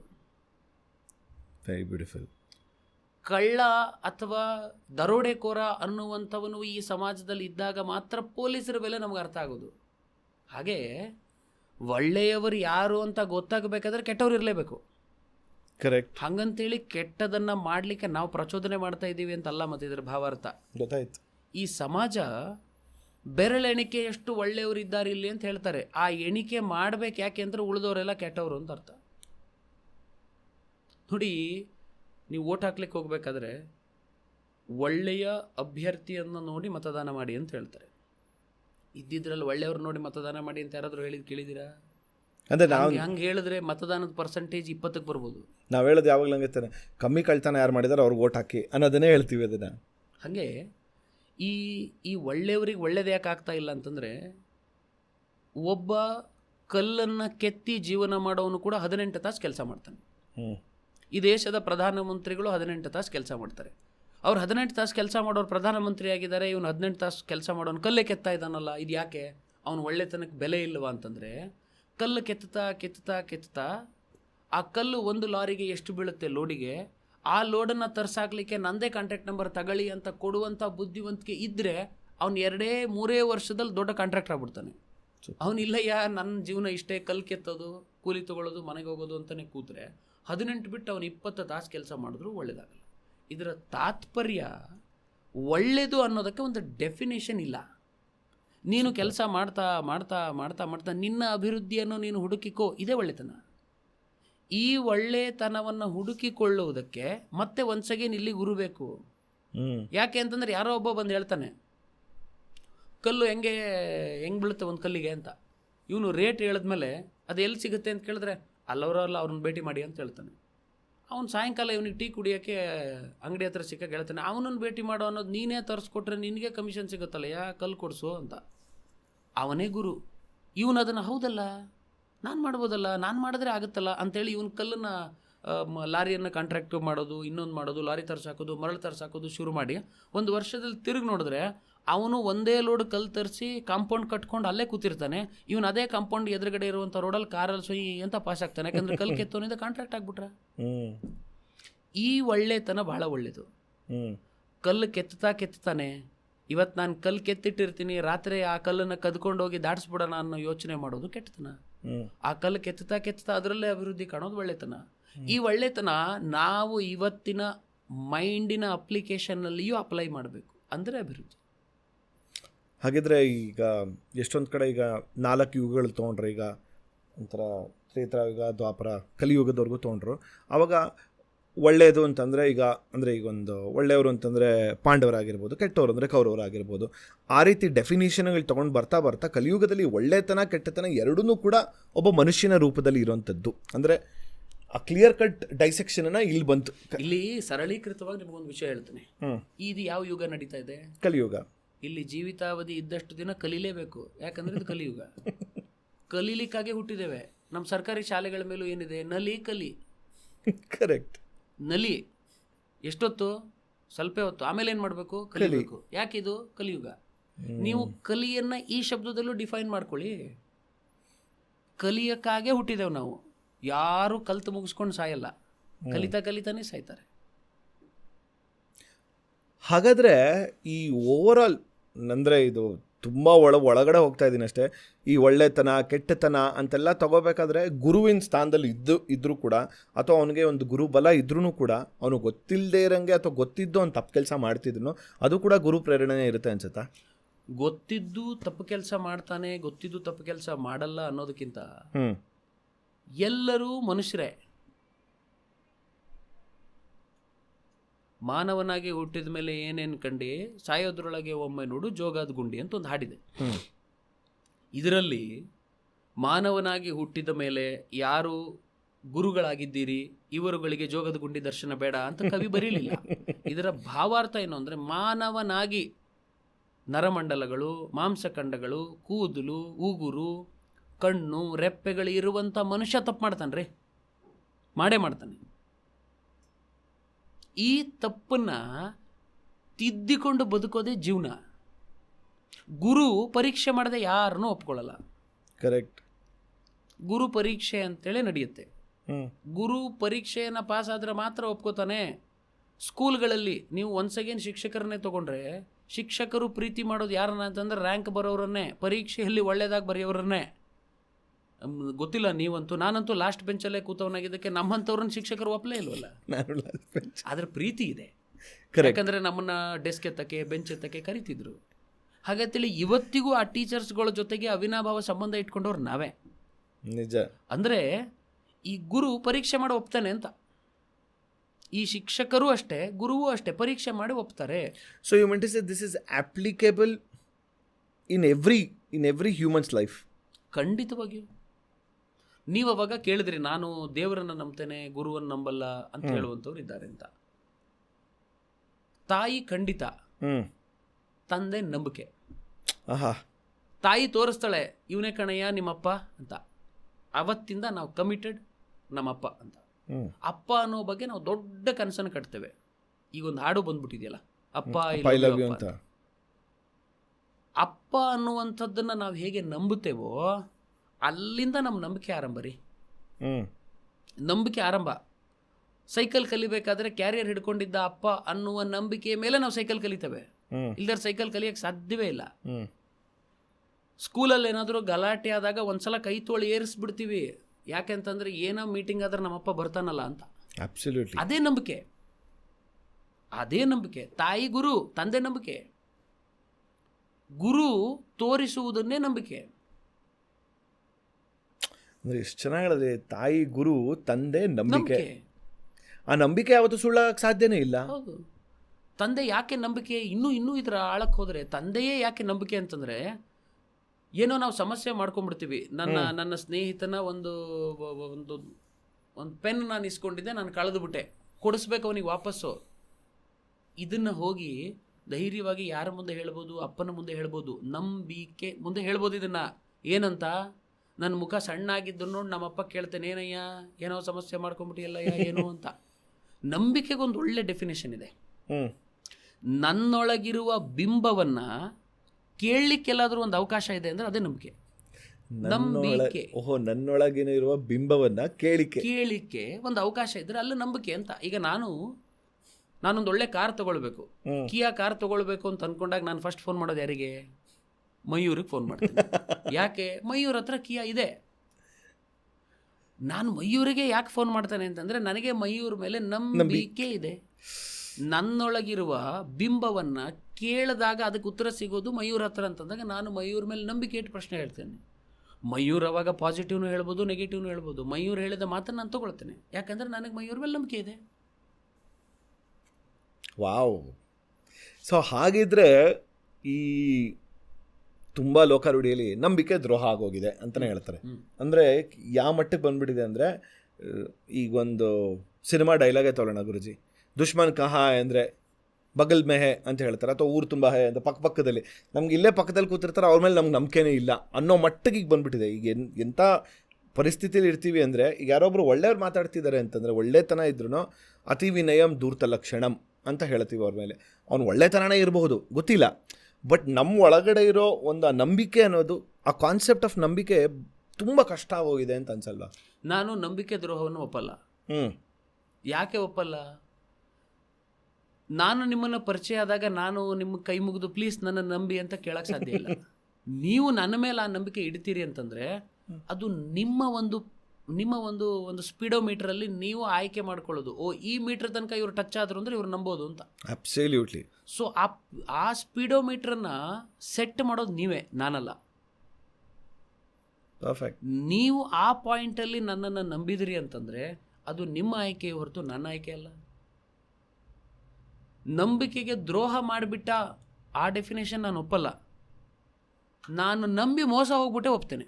ಹಾಗಾದ್ರೆ ನಂಬಿಕೆ ಮತ್ತು ಅಪೇಕ್ಷೆ ಒಟ್ಟಿಗೆ ಹ್ಯಾಂಡ್ ಇನ್ ಹ್ಯಾಂಡ್ ಹೋಗುತ್ತೆ ಹಾಗಾದ್ರೆ ಅನ್ಬೋದಾ? ಅಂದರೆ ಅಪೇಕ್ಷೆ ಇರಲೇಬಾರ್ದು ನಂಬಿಕೆಯಲ್ಲಿ. ಮೋಸ್ಟ್ ಆಫ್ ದಮ್ ಅದನ್ನೇ ಇಟ್ಕೊಳ್ಳೋದು ಅಂತ ನಾನು ಅನ್ಸುತ್ತೆ. ಅಪ್ಪ ನಂಬಿಕೆ ಅಂತ ಹೇಳಿದೆ. ಅಪ್ಪನಿಂದ ಏನು ಅಪೇಕ್ಷೆ ಇದೆ? ಅಪ್ಪ ನಮಗೆ ಜನ್ಮ ಕೊಟ್ಟಿದ್ದಾನೆ, ನಮ್ಮ ಇಡೀ ಜೀವಿತಾವಧಿಯಲ್ಲಿ ಅವ್ನು ಋಣ ತೀರಿಸ್ಲಿಕ್ಕೆ ಸಾಧ್ಯ ಇಲ್ಲ ರೀ. ಅವನಿಂದ ಏನು ಅಪೇಕ್ಷೆ ಮಾಡ್ಲಿಕ್ಕೆ ಸಾಧ್ಯ? ನಮ್ಮಪ್ಪ ಆಸ್ತಿ ಮಾಡಬೇಕಾಗಿತ್ತು ಅಂತ ಅಪೇಕ್ಷೆ ಮಾಡ್ತಿದ್ದಾನೆ ಅಂದರೆ ಅವನಿಗೆ ನಂಬಿಕೆ ಇಲ್ಲ ಅಂತ ಅರ್ಥ. ನಿಜ. ನಮ್ಮಪ್ಪ ನಮಗೇನು ಮಾಡಿಲ್ಲ ಸರ್, ನಮಗೇನು ಮಾಡಿಲ್ಲ, ಅದೇ ಒಂದು ಹಳೆ ಮನೆ, ಏನು ಟೈಲ್ಸು ಇಲ್ಲ ಸರ್ ಅಂತ ಮನೆ ನಮ್ಮಪ್ಪ ಕಟ್ಸ್ಬಿಟ್ಟಿದ್ದಾನೆ. ಅರೆ, ನಿಮ್ಮಪ್ಪ ನಿನಗೆ ಯಾಕೆ ಮನೆ ಕಟ್ಸ್ಕೊಟ್ಟು ಹೋಗ್ಬೇಕು? ನಿನ್ನನ್ನು ಹುಟ್ಟಿಸಿದಾನಲ್ಲ, ನೀನೇನಾದ್ರು ಮಾಡೋ ಬದುಕು ಅಂತ ನಿನ್ನನ್ನು ಮನುಷ್ಯನಾಗಿ ಹುಟ್ಟಿಸಿದ್ದಾನೆ. ಅವನಿನ ಜೊತೆಗಿದ್ದಾನೆ. ನಿನಗೆ ಬುದ್ಧಿ ಬರುವುದಕ್ಕಿಂತ ಮುಂಚೆ ನೀನು ಬಿದ್ದಾಗ ನಿನಗೆ ಕಾಲಿಗೆ ಟಿಂಚರ್ ಹಚ್ಚಿದ್ದಾನೆ, ನಿನಗೆ ಗೊತ್ತೇ ಆಗದೆ ನೀನು ಹಾಸಿಗೆಯಲ್ಲಿಯೇ ಮೂತ್ರ ಮಾಡ್ಕೊಂಡಾಗ ಅಯ್ಯೋ ನನ್ನ ಮಗನೇ ಇಲ್ಲೇ ಮಾಡ್ಕೊಂಡ್ಬಿಟ್ಟು ಎಲ್ಲೊಂದು ಪ್ರೀತಿಯಿಂದ 12 ಗಂಟೆ ಆಗಿದೆ ಬೆಳತನಕ ಇದರಲ್ಲೇ ಮಲಗೋಣ ಅಂತ ಅಲ್ಲೇ ತಿರುಗಿ ಮಲಗಿದಾನೆ ರೀ ಅಪ್ಪ. ನಂಬಿಕೆ ಅಲ್ಲೇ ಮಲಗಿದ್ದಾನೆ. ನಂಬಿಕೆಯಿಂದ ಏನೂ ಅಪೇಕ್ಷೆ ಮಾಡೋಕ್ಕೆ ಸಾಧ್ಯ ಇಲ್ಲ. ಅಪೇಕ್ಷೆ ಇಲ್ಲದಾಗ ಬರುವುದೇ ನಂಬಿಕೆ. ಅಪೇಕ್ಷೆ ಇದ್ದರೆ ವ್ಯಾಪಾರ ಆಗೋಯ್ತು. ನಾನು ಒಂದು ವಸ್ತುವನ್ನು ಮಾರಲಿಕ್ಕೆ ಕೂತಿದ್ದೇನೆ ಅಂತಂದ್ರೆ ನನಗೆ ಅಪೇಕ್ಷೆ ಇದೆ, ಏನು ಇದರಿಂದ ಲಾಭ ಮಾಡಬೇಕು ಅಂತ. ಅಲ್ಲಿ ನಂಬಿಕೆ ಇಲ್ಲ. ನಂಬಿಕೆ ಏನು? ಗ್ರಾಹಕನಿಗೆ ನಂಬಿಕೆ ಅಂಗಡಿಯವನ ಮೇಲೆ, ಇವನ ಅಂಗಡಿಯಲ್ಲಿ ತೊಗೊಂಡ್ರೆ ಒಳ್ಳೆ ವಸ್ತು ಅಂತ. ಆದರೆ ಇವನು ಅದನ್ನು ಅಪೇಕ್ಷೆಯಲ್ಲೇ ಕೂತಿದ್ದಾನೆ, ನಾನು ಇದನ್ನು ಮಾರಬೇಕು, ದುಡ್ಡನ್ನು ಜಾಬಲ್ಲಿ ಇಳಿಸ್ಕೋಬೇಕು ಅಂತ. ನಮ್ಮಲ್ಲೊಬ್ಬರು ಡಾಕ್ಟ್ರ್ ಇದ್ದಾರೆ, ಅವ್ರು ಯಾವಾಗಾದ್ರು ಮಾತಾಡ್ತಾ ಹೇಳ್ತಾ ಇರ್ತಾರೆ, ಪ್ರತಿದಿನ ಬೆಳಗ್ಗೆ ಎದ್ದ ತಕ್ಷಣ ಇವತ್ತು ಮನುಷ್ಯರು ಹೆಂಗೆ ಯೋಚನೆ ಮಾಡ್ತಿರ್ತಾರಂತೆ ಅಂತಂದರೆ, ಅವನ ಜೇಬಿನಲ್ಲಿರುವಂಥ 500 ರೂಪಾಯಿ ನೋಟು ನನ್ನ ಜೇಬಿಗೆ ಹೆಂಗೆ ಬರಬೇಕು ಅಂತ. ಇಷ್ಟೇ ಲಾಜಿಕ್. ಕರೆಕ್ಟ್. ತಪ್ಪಲ್ಲ. ಯಾಕಂದರೆ ಇವತ್ತು ಅದಿಲ್ಲದೆ ಹೋದ್ರೆ ಬದುಕೋಕ್ಕಾಗಲ್ಲ ಅಲ್ರಿ. ನಾನು ತುಂಬ ಬಾಯಾರಿಕೆ ಆಗ್ತಾಯಿದೆ, ನಾನು ಬಿದ್ದುಬಿಡ್ತೀನಿ ಅಂತ ಹೋಗಿ ನೀರು ಕೊಡಿ ಅಂತ ಕೇಳಿದ್ರೆ ಅವ್ನು ಕೇಳೋ 2ನೇ ಪ್ರಶ್ನೆನೇ ಅರ್ಧ ಲೀಟ್ರು 1 ಲೀಟ್ರು ಅಂತ. ಅಂದ್ರೆ 10 ರೂಪಾಯಿ ಬಾಟ್ಲು ಬೇಕು, 20 ರೂಪಾಯಿ ಬಾಟ್ಲು ಬೇಕು. ಮತ್ತು ಎಲ್ಲಿದೆ ಇವತ್ತು ದುಡ್ಡು ಇಲ್ಲದೆ ಅದ್ರ ಬದುಕೋಕ್ಕಾಗತ್ತೆ? ಪ್ರಾಕ್ಟಿಕಲ್ ಆಗೇ ಮಾತಾಡ್ಬೇಕು ತಾನೆ. ಈ ನಂಬಿಕೆ ಒಳಗಡೆ ನನಗೆ ಇನ್ನೊಂದು ಥಾಟ್ ಬರೋದೇನು ಅಂದರೆ, ದೇವ್ರ ಮೇಲೆ ಇರೋಂಥ ನಂಬಿಕೆ ಬಗ್ಗೆ ಮಾತಾಡಬೇಕಾಗಿದೆ. ಅಂದರೆ ಒಂದು ಆಸ್ತಿಕರು ಮತ್ತು ನಾಸ್ತಿಕರು ಅಂತ ಹೇಳೋದು. ಅಂದರೆ ನನಗೆ ದೇವ್ರ ಮೇಲೆ ನಂಬಿಕೆ ಇರೋ ನಾಸ್ತಿಕರು ಅನ್ಬೋದು, ನಂಬಿಕೆ ಇಲ್ದಿರೋನ ನಾಸ್ತಿಕರು ಅಂತ ಹೇಳ್ಬಿಟ್ಟು ನಾವೇ ಒಂದು ಡೆಫಿನೇಷನ್ ಹಾಕೊಂಡ್ಬಿಟ್ಟು saying like that is a very very colloquial or very cool thing. No I am an atheist ಅಂತ ಅಂದ್ಬಿಡ್ತಾರೆ. ಈಗ ಎಷ್ಟೋ ಜನ ನನಗೆ ನಂಬಿಕೆ ಇಲ್ಲ ದೇವ್ರ ಮೇಲೆ ಅಂತ. ಸೊ ದೇವರ ನಂಬಿಕೆ ಬಗ್ಗೆ ಏನು ಹೇಳ್ತೀರಾ ಗುರುಜಿ? ಅಲ್ಲ, ಈಗ ದೇವರು ಅನ್ನೋದೇ ಒಂದು ಬಹಳ ಅದ್ಭುತವಾದಂಥ ಒಂದು ಕಾನ್ಸೆಪ್ಟ್. ಎಷ್ಟೋ ಜನಕ್ಕೆ ಈ ಕಾನ್ಸೆಪ್ಟೇ ಗೊತ್ತಿಲ್ಲ. ಅದಾದಮೇಲೆ ಇದ್ರ ಮೇಲಿನ ನಂಬಿಕೆ ಅಂತ. ಉದಾಹರಣೆ, ನನ್ನ ಹತ್ರ ಮಯೂರ್ ಇವತ್ತು ಕಾರ್ಯಕ್ರಮ ಮಾಡ್ತಾ ಇದ್ದಾರೆ. ನನ್ನ ಎದುರುಗಡೆ ಇದೆಯಲ್ಲ ಇದು ಮೈಕು, ಇದು ಮಯೂರಿಗೆ ದೇವರು ಅಂತ ನಾನು ನಂಬ್ತೇನೆ. ಖಂಡಿತ. ಇದಕ್ಕೆ ನಾನು ಅಭಿಷೇಕ ಮಾಡೋಕ್ಕೆ ಸಾಧ್ಯ ಇಲ್ಲ, ಇದಕ್ಕೆ ಅರ್ಚನೆ ಮಾಡೋಕ್ಕೆ ಸಾಧ್ಯ ಇಲ್ಲ, ಇದಕ್ಕೆ ಹೂ ಏರ್ಸೋಕ್ಕೆ ಸಾಧ್ಯ ಇಲ್ಲ, ಇದಕ್ಕೆ ನಾನು ಇಲ್ಲ ಜಲವಾಸದಲ್ಲಿ ಇಡಬೇಕು ಅಂತ ಮುಳುಗಿಸಿಡೋಕ್ಕೆ ಸಾಧ್ಯ ಇಲ್ಲ. ಬಟ್ ಇದು ದೇವರು. ಕರೆಕ್ಟ್. ಇಲ್ಲೊಂದು ಮೈಕ್ ಹಾಕಿದ್ದೀರಿ, ಇದು ಮಯೂರಿಗೆ ದೇವರು ಅಂತಾದರೆ, ದೇವರು ಅನ್ನೋದಕ್ಕೆ ಚೌಕಟ್ಟನ್ನು ನೀವ್ಯಾಕೆ ಮಾಡಿಕೊಂಡು ಅದನ್ನು ನಾನು ನಂಬಲ್ಲ ಅಂತ ಹೇಳ್ತಾ ಇದ್ದೀರಿ? ಹಾಗಾಗಿ ಅದಕ್ಕೆ ಕೆಲವರು ಕಾಯಕವೇ ಕೈಲಾಸ ಅಂತ ಹೇಳಿ ಅವರಿಗೆ ವೃತ್ತಿಯೇ ದೇವರು. ಎಷ್ಟೋ ಜನ ಸುಮ್ಮನೆ ಈ ವಿಷಯವನ್ನು ಮಾತಾಡಿದ್ರೆ ನಮ್ಮ ಗರ್ವ ಹೆಚ್ಚಾಗುತ್ತೆ ಅಂತೇಳಿ ನಾವು ದೇವ್ರನ್ನೆಲ್ಲ ನಂಬಲ್ಲ ಬಿಡಿ, ಅವರೆಲ್ಲ ದೇವರು ದಿಂಡ್ರು. ಅರೆ ಹಾಗಾದ್ರೆ ನೀನು ಕೆಲಸ ಯಾಕೆ ಮಾಡ್ತೀವಿ? ಸತ್ತೋಗ್ಬಿಡು. ಕೆಲಸ ನೀನು ಶ್ರದ್ಧೆಯಿಂದ, ನಂಬಿಕೆಯಿಂದ, ಆಸ್ಥೆಯಿಂದ ಮಾಡ್ತೀಯ ಅಂದರೆ ಅದನ್ನು ದೇವರು ಅಂತ ನೀನು ನೋಡ್ತಾ ಇದೆಯಾ ಅಂತ ಅರ್ಥ. ದೇವರು ಅಂದರೆ ಏನು? ನಾವು ಯಾವುದನ್ನು ನಮಗಿಂತ ಹೆಚ್ಚಾಗಿ ಪ್ರೀತಿಸ್ತೀವೋ ಅದು ದೇವರು. ಒಬ್ಬ ಡ್ರೈವರಿಗೆ ಯಾವುದು ದೇವರು? ಗಾಡಿಯೇ ದೇವರು, ಅವನ ಕಾರೇ ದೇವರು, ಅವನ ಲಾರಿಯೇ ದೇವರು. ಒಬ್ಬ ಗೋಡೆಗೆ ಗಿಲಾಯ ಮಾಡುವಂಥವನಿಗೆ ಯಾವುದು ದೇವರು? ಅವನ ಕೈಯಲ್ಲಿ ಕೆಲಸ ಮಾಡುವ ಕರಣಿಯೇ ದೇವರು ಅವನಿಗೆ. ಅದೇ ಲಕ್ಷ್ಮಿ. ನೋಡಿ ಎಷ್ಟು ಅದ್ಭುತ ಅಂತಂತ. ದೇವರಿಗೆ ನಾವು ಒಂದಿಷ್ಟು ಚೌಕಟ್ಟಿನಲ್ಲಿಯೇ ನೋಡ್ತಾ ಬರ್ತೀವಿ. ನಮ್ಮ ಕೇಶ ಶೃಂಗಾರವನ್ನು ಮಾಡ್ಕೊಳ್ಬೇಕು ಅಂತಂದರೆ ನಾವು ಸಲೂನಿಗೆ ಹೋಗ್ತೀವಿ. ಸಲೂನಲ್ಲಿ ನಮಗೆ ಕೇಶ ಶೃಂಗಾರ ಅವರು ಮಾಡ್ತಾ ಇರ್ಬೇಕಾದ್ರೆ ನಮಗೆ ಅವರ ಕೈಯಲ್ಲಿ ಕಾಣುವಂಥದ್ದು ಕತ್ರಿ ಮತ್ತು ಹಣಿಗೆ ಕಾಣುತ್ತೆ. ಆದರೆ ಅವರು ಅದನ್ನು ಬೆಳಗ್ಗೆ ಮುಟ್ಟುವಾಗ ನಮಸ್ಕಾರ ಮಾಡಿ ಮುಟ್ತಾರ್ರಿ. ಅವರಿಗೆ ಅದು ದೇವರು, ಪೂಜೆ ಮಾಡಿ ಅದಕ್ಕೆ ಅದು ಲಕ್ಷ್ಮಿ. ಅಂದರೆ ದೇವರ ಚೌಕಟ್ಟು ನಾವು ಮಾಡಿಕೊಂಡು ಪ್ರಚಾರಕ್ಕೋಸ್ಕರ ನಾನು ದೇವ್ರನ್ನೆಲ್ಲ ನಂಬಲ್ಲ ಸರ್, ದೇವ್ರಂದರೆ ಆಗಲ್ಲ ಸರ್. ಯಾರನ್ನು ನಂಬಲ್ಲ ಅಂತ ಹೇಳ್ತಾ ಇದೀಯಾ? ತಂದೆ ತಾಯಿ ಕಣ್ಣಿಗೆ ಕಾಣೋ ದೇವರು ಅಂತಂತಾರೆ. ನೀನು ಮಾತಾಡ್ತಾ ಇರೋ ಭಾವಾರ್ಥ ನಿಮ್ಮಪ್ಪ ಹೌದು ಅಂತ ನೀನು ನಂಬ್ತಾ ಇಲ್ಲ ಅಂತ, ನಿಮ್ಮ ಅಮ್ಮ ಇವಳೆ ಅಂತ ನೀನು ನಂಬ್ತಾ ಇಲ್ಲ ಅಂತ ಅರ್ಥ. ದೇವ್ರನ್ನ ನಂಬಲ್ಲ ಅಂತಂದರೆ ದೇವರು ಅಂದರೆ ಏನು? ನಿನಗೆ ದೇವ್ರ ಡೆಫಿನೇಷನ್ನೇ ಗೊತ್ತಿಲ್ಲ ಅಂತ ಯಾರಾದರೂ ದೇವ್ರು ನಂಬಲ್ಲ ಅಂತ ಹೇಳಿದ್ರೆ ಅಲ್ಲ. ಅವ್ರ ಪ್ರಕಾರ ಅಂದರೆ ಗುರುಜಿ ಹಿಂಗಂದ್ರೆ ಈಗ ಹನುಮಂತ, ಶಿವ ಈ ಥರ ಒಂದು ನೀವು ಅವ್ರನ್ನ ಮಾತ್ರ ಯಾಕೆ ಚೌಕಟ್ಟು ಮಾಡಿ ದೇವ್ರನ್ನ ಮಾಡ್ತೀರಿ? ಅವರೂ ದೇವರೇ, ಇದು ದೇವರೇ. ದೇವರೊಬ್ಬ ನಾಮ ಹಲವು. ಮೈಕ್ ಇದ್ರ ಹೆಸರು ದೇವರು, ವಾಚ್ ಇದ್ರ ಹೆಸರು. ವಾಚಿನ ಅಂಗಡಿಯವನಿಗೆ ಟೈಟಾನ್ ಕಂಪನಿಗೆ ಇದು ದೇವರು. ಅರೆ ನೀವು ಒಂದು ಧರ್ಮದ, ಒಂದು ಸಮುದಾಯದ, ಒಂದು ಭಕ್ತಿಗೆ ಟಾರ್ಗೆಟ್ ಮಾಡಿ ಹೀರೋ ಆಗಬೇಕು ಅಂತ ಮಾತು ಹೇಳ್ತಾ ಇದ್ದೀರಷ್ಟೇ. ಇಲ್ಲಿ ಎಲ್ಲಿಯೂ ಕೂಡ ಯಾರೂ ಬಂದು ನಿಮ್ಗೆ ಒತ್ತಾಯ ಮಾಡಲಿಲ್ಲ ಆಂಜನೇಯನ ನಂಬಿ, ರಾಮನ ನಂಬಿ, ಕೃಷ್ಣನ ನಂಬಿ ಅಂತ. ತಲೆಮಾರುಗಳಿಂದ, ಶತಮಾನಗಳಿಂದ ನಾವು ನಂಬ್ಕೊಂಡು ಬಂದಿದ್ದೇವೆ ರೀ. ಅವರ ಕುರುಹುಗಳಿದೆ, ಅವರ ಸತ್ಯಗಳಿದೆ. ಅವರನ್ನು ಇವತ್ತು ಆಸ್ಥೆಯಿಂದ ನಂಬಿ ಅದು ಎಲ್ಲಿಗೋ ಹೋಗಿ ಮುಟ್ಟಿದವರು ಇದ್ದಾರೆ ರೀ. ನೀವು ನಂಬದೇ ಇರ್ಬೋದು, ಅದು ನಿಮ್ಮ ಯೋಚನೆಗೆ ಬಿಟ್ಟಂಥ ವಿಷಯ. ಆದರೆ ಅದು ಸುಳ್ಳು ಅಂತ ಹೇಳಿದ್ರೆ ನಿಮ್ಮ ಹತ್ರ ನಾವು ಒಪ್ಪಕ್ಕೆ ಸಾಧ್ಯ ಇಲ್ಲ. ಆ್ಯಕ್ಚುಲಿ ಅದರ ಸಬ್ಟೆಕ್ಸ್ಟಲ್ಲೂ ಈಗ ನೀವು ಈಗ ಪುರಾಣಗಳು ಅಂತ ತೊಗೊಂಡಾಗ, ಈಗ ನಾವು ಯಾವುದೇ ಒಂದು ದೇವರು ತೊಗೊಂಡ್ರು, ಈಗ ಹನುಮಂತ ಆಗಿರ್ಬೋದು ಅಥವಾ ರಾಮ ಆಗಿರ್ಬೋದು, ಎಲ್ಲ ತೊಗೊಂಡಾಗ ಈಗ ಒಂದೊಂದು ಯುಗದಲ್ಲಿ ಅಂತ ತೊಗೊಂಡಾಗ ಅದಕ್ಕೆ ಅವರು ಅದನ್ನು ಮೈಥಾಲಜಿ ಅಂತ ಕರೀತಾರೆ. ಈಗ ನಮಗೆ ವೇದ ಸುಳ್ಳಾದರೂ ಗಾದೆ ಸುಳ್ಳಾಗೋದಿಲ್ಲ ಅಂತಂದ್ಬಿಟ್ಟು ನಾವು ಬರಿತಿದ್ವಿ, ಗೊತ್ತಲ್ವ. ಇದೇ ರೀತಿ ಮೈಥಾಲಜಿ ಯಾಕೆ ಸುಮಾರು ಜನ ಅದನ್ನು ಒಂಥರ ಕಾಮನಾಗಿ ಹೇಳ್ಬಿಡ್ತಾರೆ ಲೋಕರುಡಿಲಿ, ಇವೆಲ್ಲ ಏನು ಗೊತ್ತಲ್ಲಮ್ಮ, ಇಟ್ಸ್ ಎ ಮೈಥಾಲಜಿ ಅಂತಂದರೆ ಇಟ್ ಈಸ್ ಎ ಸ್ಟೋರಿ. ಅದು ನಡೆದಿದೆಯೋ ಇಲ್ವೋ ನಮಗೆ ಗೊತ್ತಿರಲ್ಲ. ಸೊ ಏನೇ ಇದ್ರೂ ಅಪ್ಯಾರೆಂಟ್ಲಿ ಇಟ್ ಹ್ಯಾಸ್ ಹ್ಯಾಪೆಂಡ್ ಅಂತ ಹೇಳ್ತಾರೆ ಹೊರತು ಅಧಿಕೃತವಾಗಿ ಇದು ಆಗಿದೆ, ಇದು ಇದ್ದಾರೆ, ಇವರು ಇದ್ದಾರೆ, ಇವರೇ ದೇವರು. ಈಗ ಒಂದು ಕೃಷ್ಣ ಬಗ್ಗೆ ತೊಗೊಳ್ಳೋಣ. ಒಂದು ಕೃಷ್ಣ ತೊಗೊಂಡಾಗ ಕೃಷ್ಣನೂ ಮನುಷ್ಯ ಅಲ್ವಾ ಗುರು, ರಾಮನೂ ಮನುಷ್ಯ ಅಲ್ವಾ ಗುರು, ನಾವು ಹೆಂಗೆ ದೇವ್ರು ಅನ್ನೋಕ್ಕಾಗತ್ತೆ ಅಂತ ಒಂದು ವರ್ಗದವ್ರು ಇರ್ತಾರೆ. ಇನ್ನು ಕೆಲವರು ದೇವರು ಅಂದರೆ ಶಿವ ಒಬ್ಬನೇ ಅಂತ ಆ ರೀತಿ ಒಂದು ವರ್ಗದವರು ಇರ್ತಾರೆ. ಇನ್ನು ಕೆಲವರು ಶಿವ ಆಗಲಿ ರಾಮ ಆಗಲಿ ಯಾರೂ ಅಲ್ಲ, saying like it is all mythology driven, ಇದು ಯಾವುದು ಸೈನ್ಸ್ ಅಂತ ರಿಲೇಟ್ ಮಾಡಿಬಿಡ್ತಾರೆ. ತುಂಬ ಕನ್ಫ್ಯೂಸ್ಡ್ ಐಡಿಯಾಲಜೀಸಲ್ಲಿ ಎಷ್ಟೋ ಜನ ಮಾತಾಡ್ತಾ ಇರ್ತಾರೆ. ಒಳ್ಳೆ ವಿಷಯ ನೀವು ತೆಗೆದ್ರಿ. ಈ ಪುರಾಣ ಅನ್ನುವಂಥದ್ದೇನಿದೆಯಲ್ಲ, ಇದು ನಿಜವಾದ ಸೈನ್ಸ್. ಓಕೆ, ಪುರಾಣದಲ್ಲಿ ಬರುವಂಥ ಎಲ್ಲ ವಿಷಯಗಳು ಇವತ್ತಿನ ವಿಜ್ಞಾನಕ್ಕೆ ಸಂಬಂಧಪಟ್ಟವೇ ಇದ್ದಾವೆ. ನೀವು ಯೋಚನೆ ಮಾಡ್ತಾ ಬನ್ನಿ. ರಾವಣ ಸೀತೆಯನ್ನು ಪುಷ್ಪಕ ವಿಮಾನದಲ್ಲಿ ಅಪಹರಿಸಿದ ಅಂತ ಒಂದು ಪ್ರಶ್ನೆ. ನೀವು ಓದಿದ್ದೀರಿ, ನಾನು ಓದಿದ್ದೀನಿ, ನಾವು ನಂಬಿದ್ದೇವೆ ಅದನ್ನು. ಅದಾದ ಮೇಲೆ ಎಷ್ಟೋ ವರ್ಷ, ಎಷ್ಟೋ ಶತಮಾನಗಳ ನಂತರ ರೈಟ್ ಸಹೋದರರು ಕಂಡುಹಿಡಿದಿದ್ದಾರೆ, ಅದನ್ನು ನಾವು ವಿಮಾನ ಅಂತ ಕರಿತೇವೆ. ವಾಲ್ಮೀಕಿ ಬರೆದಂಥ ರಾಮಾಯಣದಲ್ಲಿ ಪುಷ್ಪಕ ವಿಮಾನದ ಉಲ್ಲೇಖ ಇದೆ. ಕರೆಕ್ಟ್. ರೈಟ್ ಸಹೋದರರ ಜನ್ಮಕ್ಕೂ ಮುಂಚೆಯೇ ನಮ್ಮ ವಾಲ್ಮೀಕಿ ಬರೆದಿದ್ದಾರಲ್ರಿ ಪುಷ್ಪಕ ವಿಮಾನ ಅನ್ನುವಂಥ ಒಂದು ಕಾನ್ಸೆಪ್ಟನ್ನು. ಅದು ಗಾಳಿಯಲ್ಲಿ ತೇಲುತ್ತೆ, ಹಾರತ್ತೆ. ಅಂದಮೇಲೆ ಸೈನ್ಸನ್ನೇ ನಮ್ಮ ಪುರಾಣ ಪ್ರತಿಪಾದಿಸ್ತಾ ಇದೆ ಅನ್ನೋದಕ್ಕೆ ಯಾವ ವ್ಯತ್ಯಾಸವೂ ಇಲ್ಲ.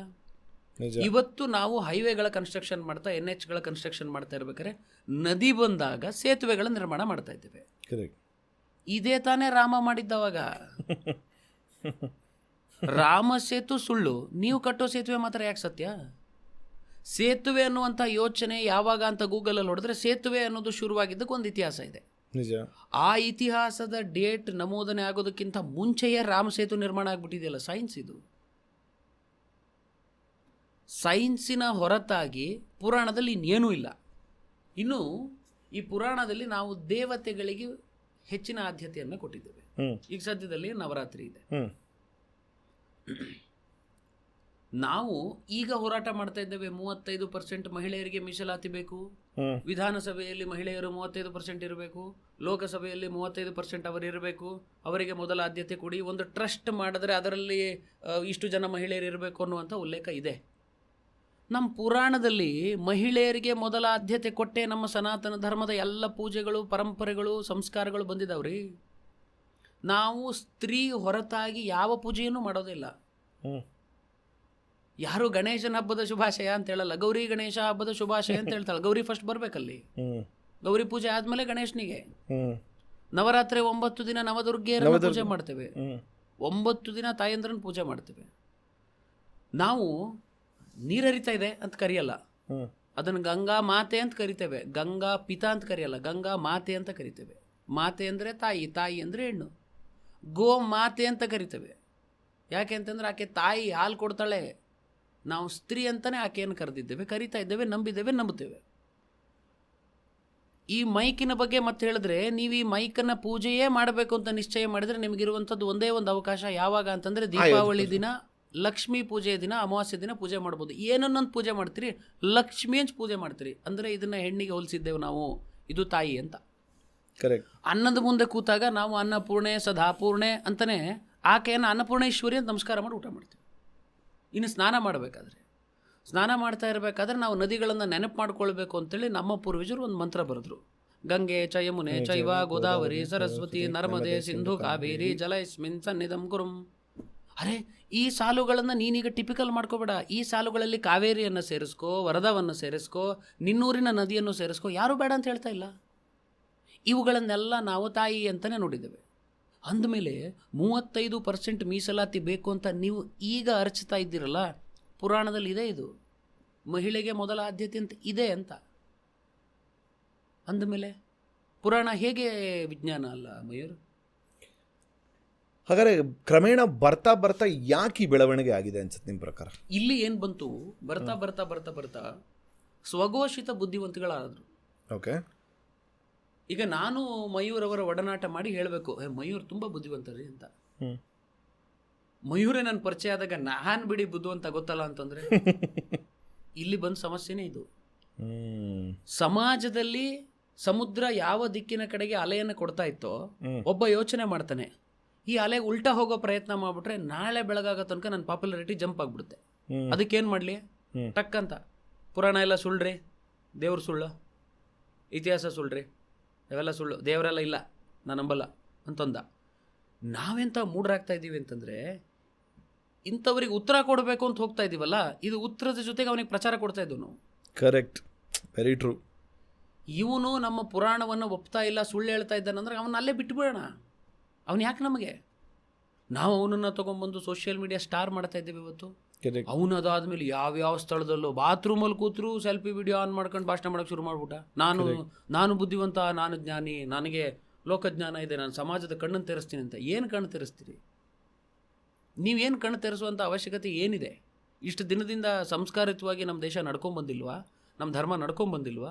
ನಮ್ಮ ಪದ್ಧತಿಗಳು ನಡ್ಕೊಂಬಂದಿಲ್ವಾ? ನಮ್ಮ ಸನಾತನ ಧರ್ಮ ಅಷ್ಟು ಅದ್ಭುತವಾಗಿ ಎಲ್ಲರನ್ನ ತನ್ನ ತನ್ನ ತನ್ನ ಗರ್ಭದಲ್ಲಿ ಇಟ್ಕೊಂಡು ನಡೆಸ್ಕೊಂಬರ್ಲಿಲ್ವಾ?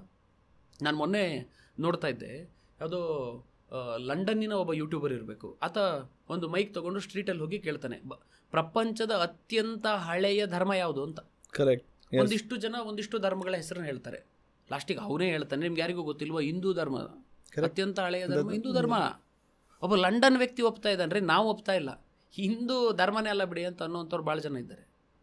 ಅಂಥ ಅವಿವೇಕಿಗಳನ್ನು ನಾವು ಇವರಿದು ಹೇಳ್ತಾ ಇರೋದು ಸುಳ್ಳು, ಇದು ಸತ್ಯ ಅಂತ ತೋರಿಸುವ ಬರದಲ್ಲಿ ಸುಳ್ಳನ್ನು ನಾವು ಪ್ರಚಾರ ಮಾಡ್ತಾ ಇದ್ದೀವಿ. ನಮಗೆ ಯಾಕೆ ಬೇಕು ಅದನ್ನು?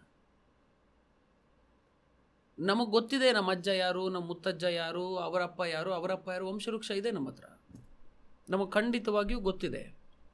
ಮತ್ತು ಈಗ ನಾವ್ಯಾಕೆ ನಮ್ಮ ಪುರಾತನ ವಿಷಯಗಳನ್ನು ಸುಳ್ಳು ಅಂತ ಅನ್ಬೇಕು? ನಮ್ಮ ಅದೆಷ್ಟೋ ಪುರಾತನ ದೇವಸ್ಥಾನಗಳಿಗೆ ನೀವು ಹೋಗಿ ನೋಡಿದ್ರೆ, ಐತಿಹಾಸಿಕ ದೇವಸ್ಥಾನಗಳಲ್ಲಿ ಏನು ಅವಾಗೆಲ್ಲ ಈ ಶಿಲ್ಪಕಲೆಗಳನ್ನ ಕೆತ್ತಿದಾರಲ್ಲ, ಇದು ಸಮಾಜಕ್ಕೆ ಸಂದೇಶ ರೀ. ಇದೇ ಮುಂದುವರೆದು ನಾವು ಭಿತ್ತಿ ಚಿತ್ರ ಅಂಟಿಸೋ ಬುದ್ಧಿ ಕಲ್ತಿದ್ದು. ಭಿತ್ತಿ ಚಿತ್ರಗಳನ್ನು ಅಂಟಿಸಿದ್ರೆ ಜನರನ್ನ ನಾವು ಅಟ್ರಾಕ್ಟ್ ಮಾಡ್ಬೋದು, ಬ್ಯಾನರ್ ಕಟ್ಟಬೇಕು, ಬಂಟಿಂಗ್ಸ್ ಹಾಕಬೇಕು. ಇವಾಗ ಯಾರ್ದಾದ್ರು ಹುಟ್ಟದಬ್ಬ ಬಂದರೆ ಬ್ಯಾನರ್ ಹಾಕ್ಬಿಡ್ತಾರೆ. ಆವಾಗ ಬ್ಯಾನರ್ ಹಾಕ್ತಿರ್ಲಿಲ್ಲ, ಕಲ್ಲಲ್ಲಿ ಕೆತ್ತು ಬಿಟ್ಟಿದ್ದಾರೆ, ಶಾಶ್ವತವಾಗಿ ನಿನ್ನದು ವಿಷಯ ಉಳಿಲಿ ಅಂತ. ಅಂದಮೇಲೆ ನಮ್ಮ ಪುರಾಣವೇ ಇವತ್ತಿನ ಸೈನ್ಸ್. ನಮ್ಮ ಪುರಾಣದ ಎಲ್ಲ ನಿದರ್ಶನಗಳು ಇವತ್ತಿನ ಸೈನ್ಸಿಗೆ ಸಮೀಪದಲ್ಲಿದೆ. ನನಗೆ ಪರ್ಟಿಕ್ಯುಲರಾಗಿ ಇಸ್ವಿ ಗೊತ್ತಿಲ್ಲ, 1883 ಇರಬೇಕು. ನಾವು ಉಸಿರಾಡುವುದು ಆಕ್ಸಿಜನ್ ಅಂತ ಡಿಕ್ಲೇರ್ ಮಾಡಿದ್ರು, ಅದಕ್ಕೊಂದು ಹೆಸರು ಕೊಟ್ಟರು, ಆಕ್ಸಿಜನ್ ಅಂತ. ಹಾಗಾದರೆ ಅದಕ್ಕಿಂತ ಮುಂಚೆ ಬದುಕಿದವರು ಶ್ವಾಸಕೋಶ ಕೆಲಸ ಮಾಡ್ತಾ ಇರಲಿಲ್ವಾ? ನಾವು ವಾಯುದೇವ ಅಂತ ನಂಬಿದ್ದೇವೆ, ವಾಯುದೇವ ಯನಮಃ ಅಂತ ವಾಯುವನ್ನು ನಂಬಿದ್ದೇವೆ. 1883 ನಂತರ ಆಕ್ಸಿಜನ್ ಅನ್ನೋ ಹೆಸರು ಬಂತು. ಅದಾದಮೇಲೆ ಸರ್ ಗಾಳಿ ಅನ್ನೋದು ಬಂದಿದ್ದು, ಅಲ್ಲಿ ತನಕ ಇರಲಿಲ್ಲ. ಪುರಾಣದಲ್ಲಿ ಎಲ್ಲಿದೆ ಗಾಳಿ?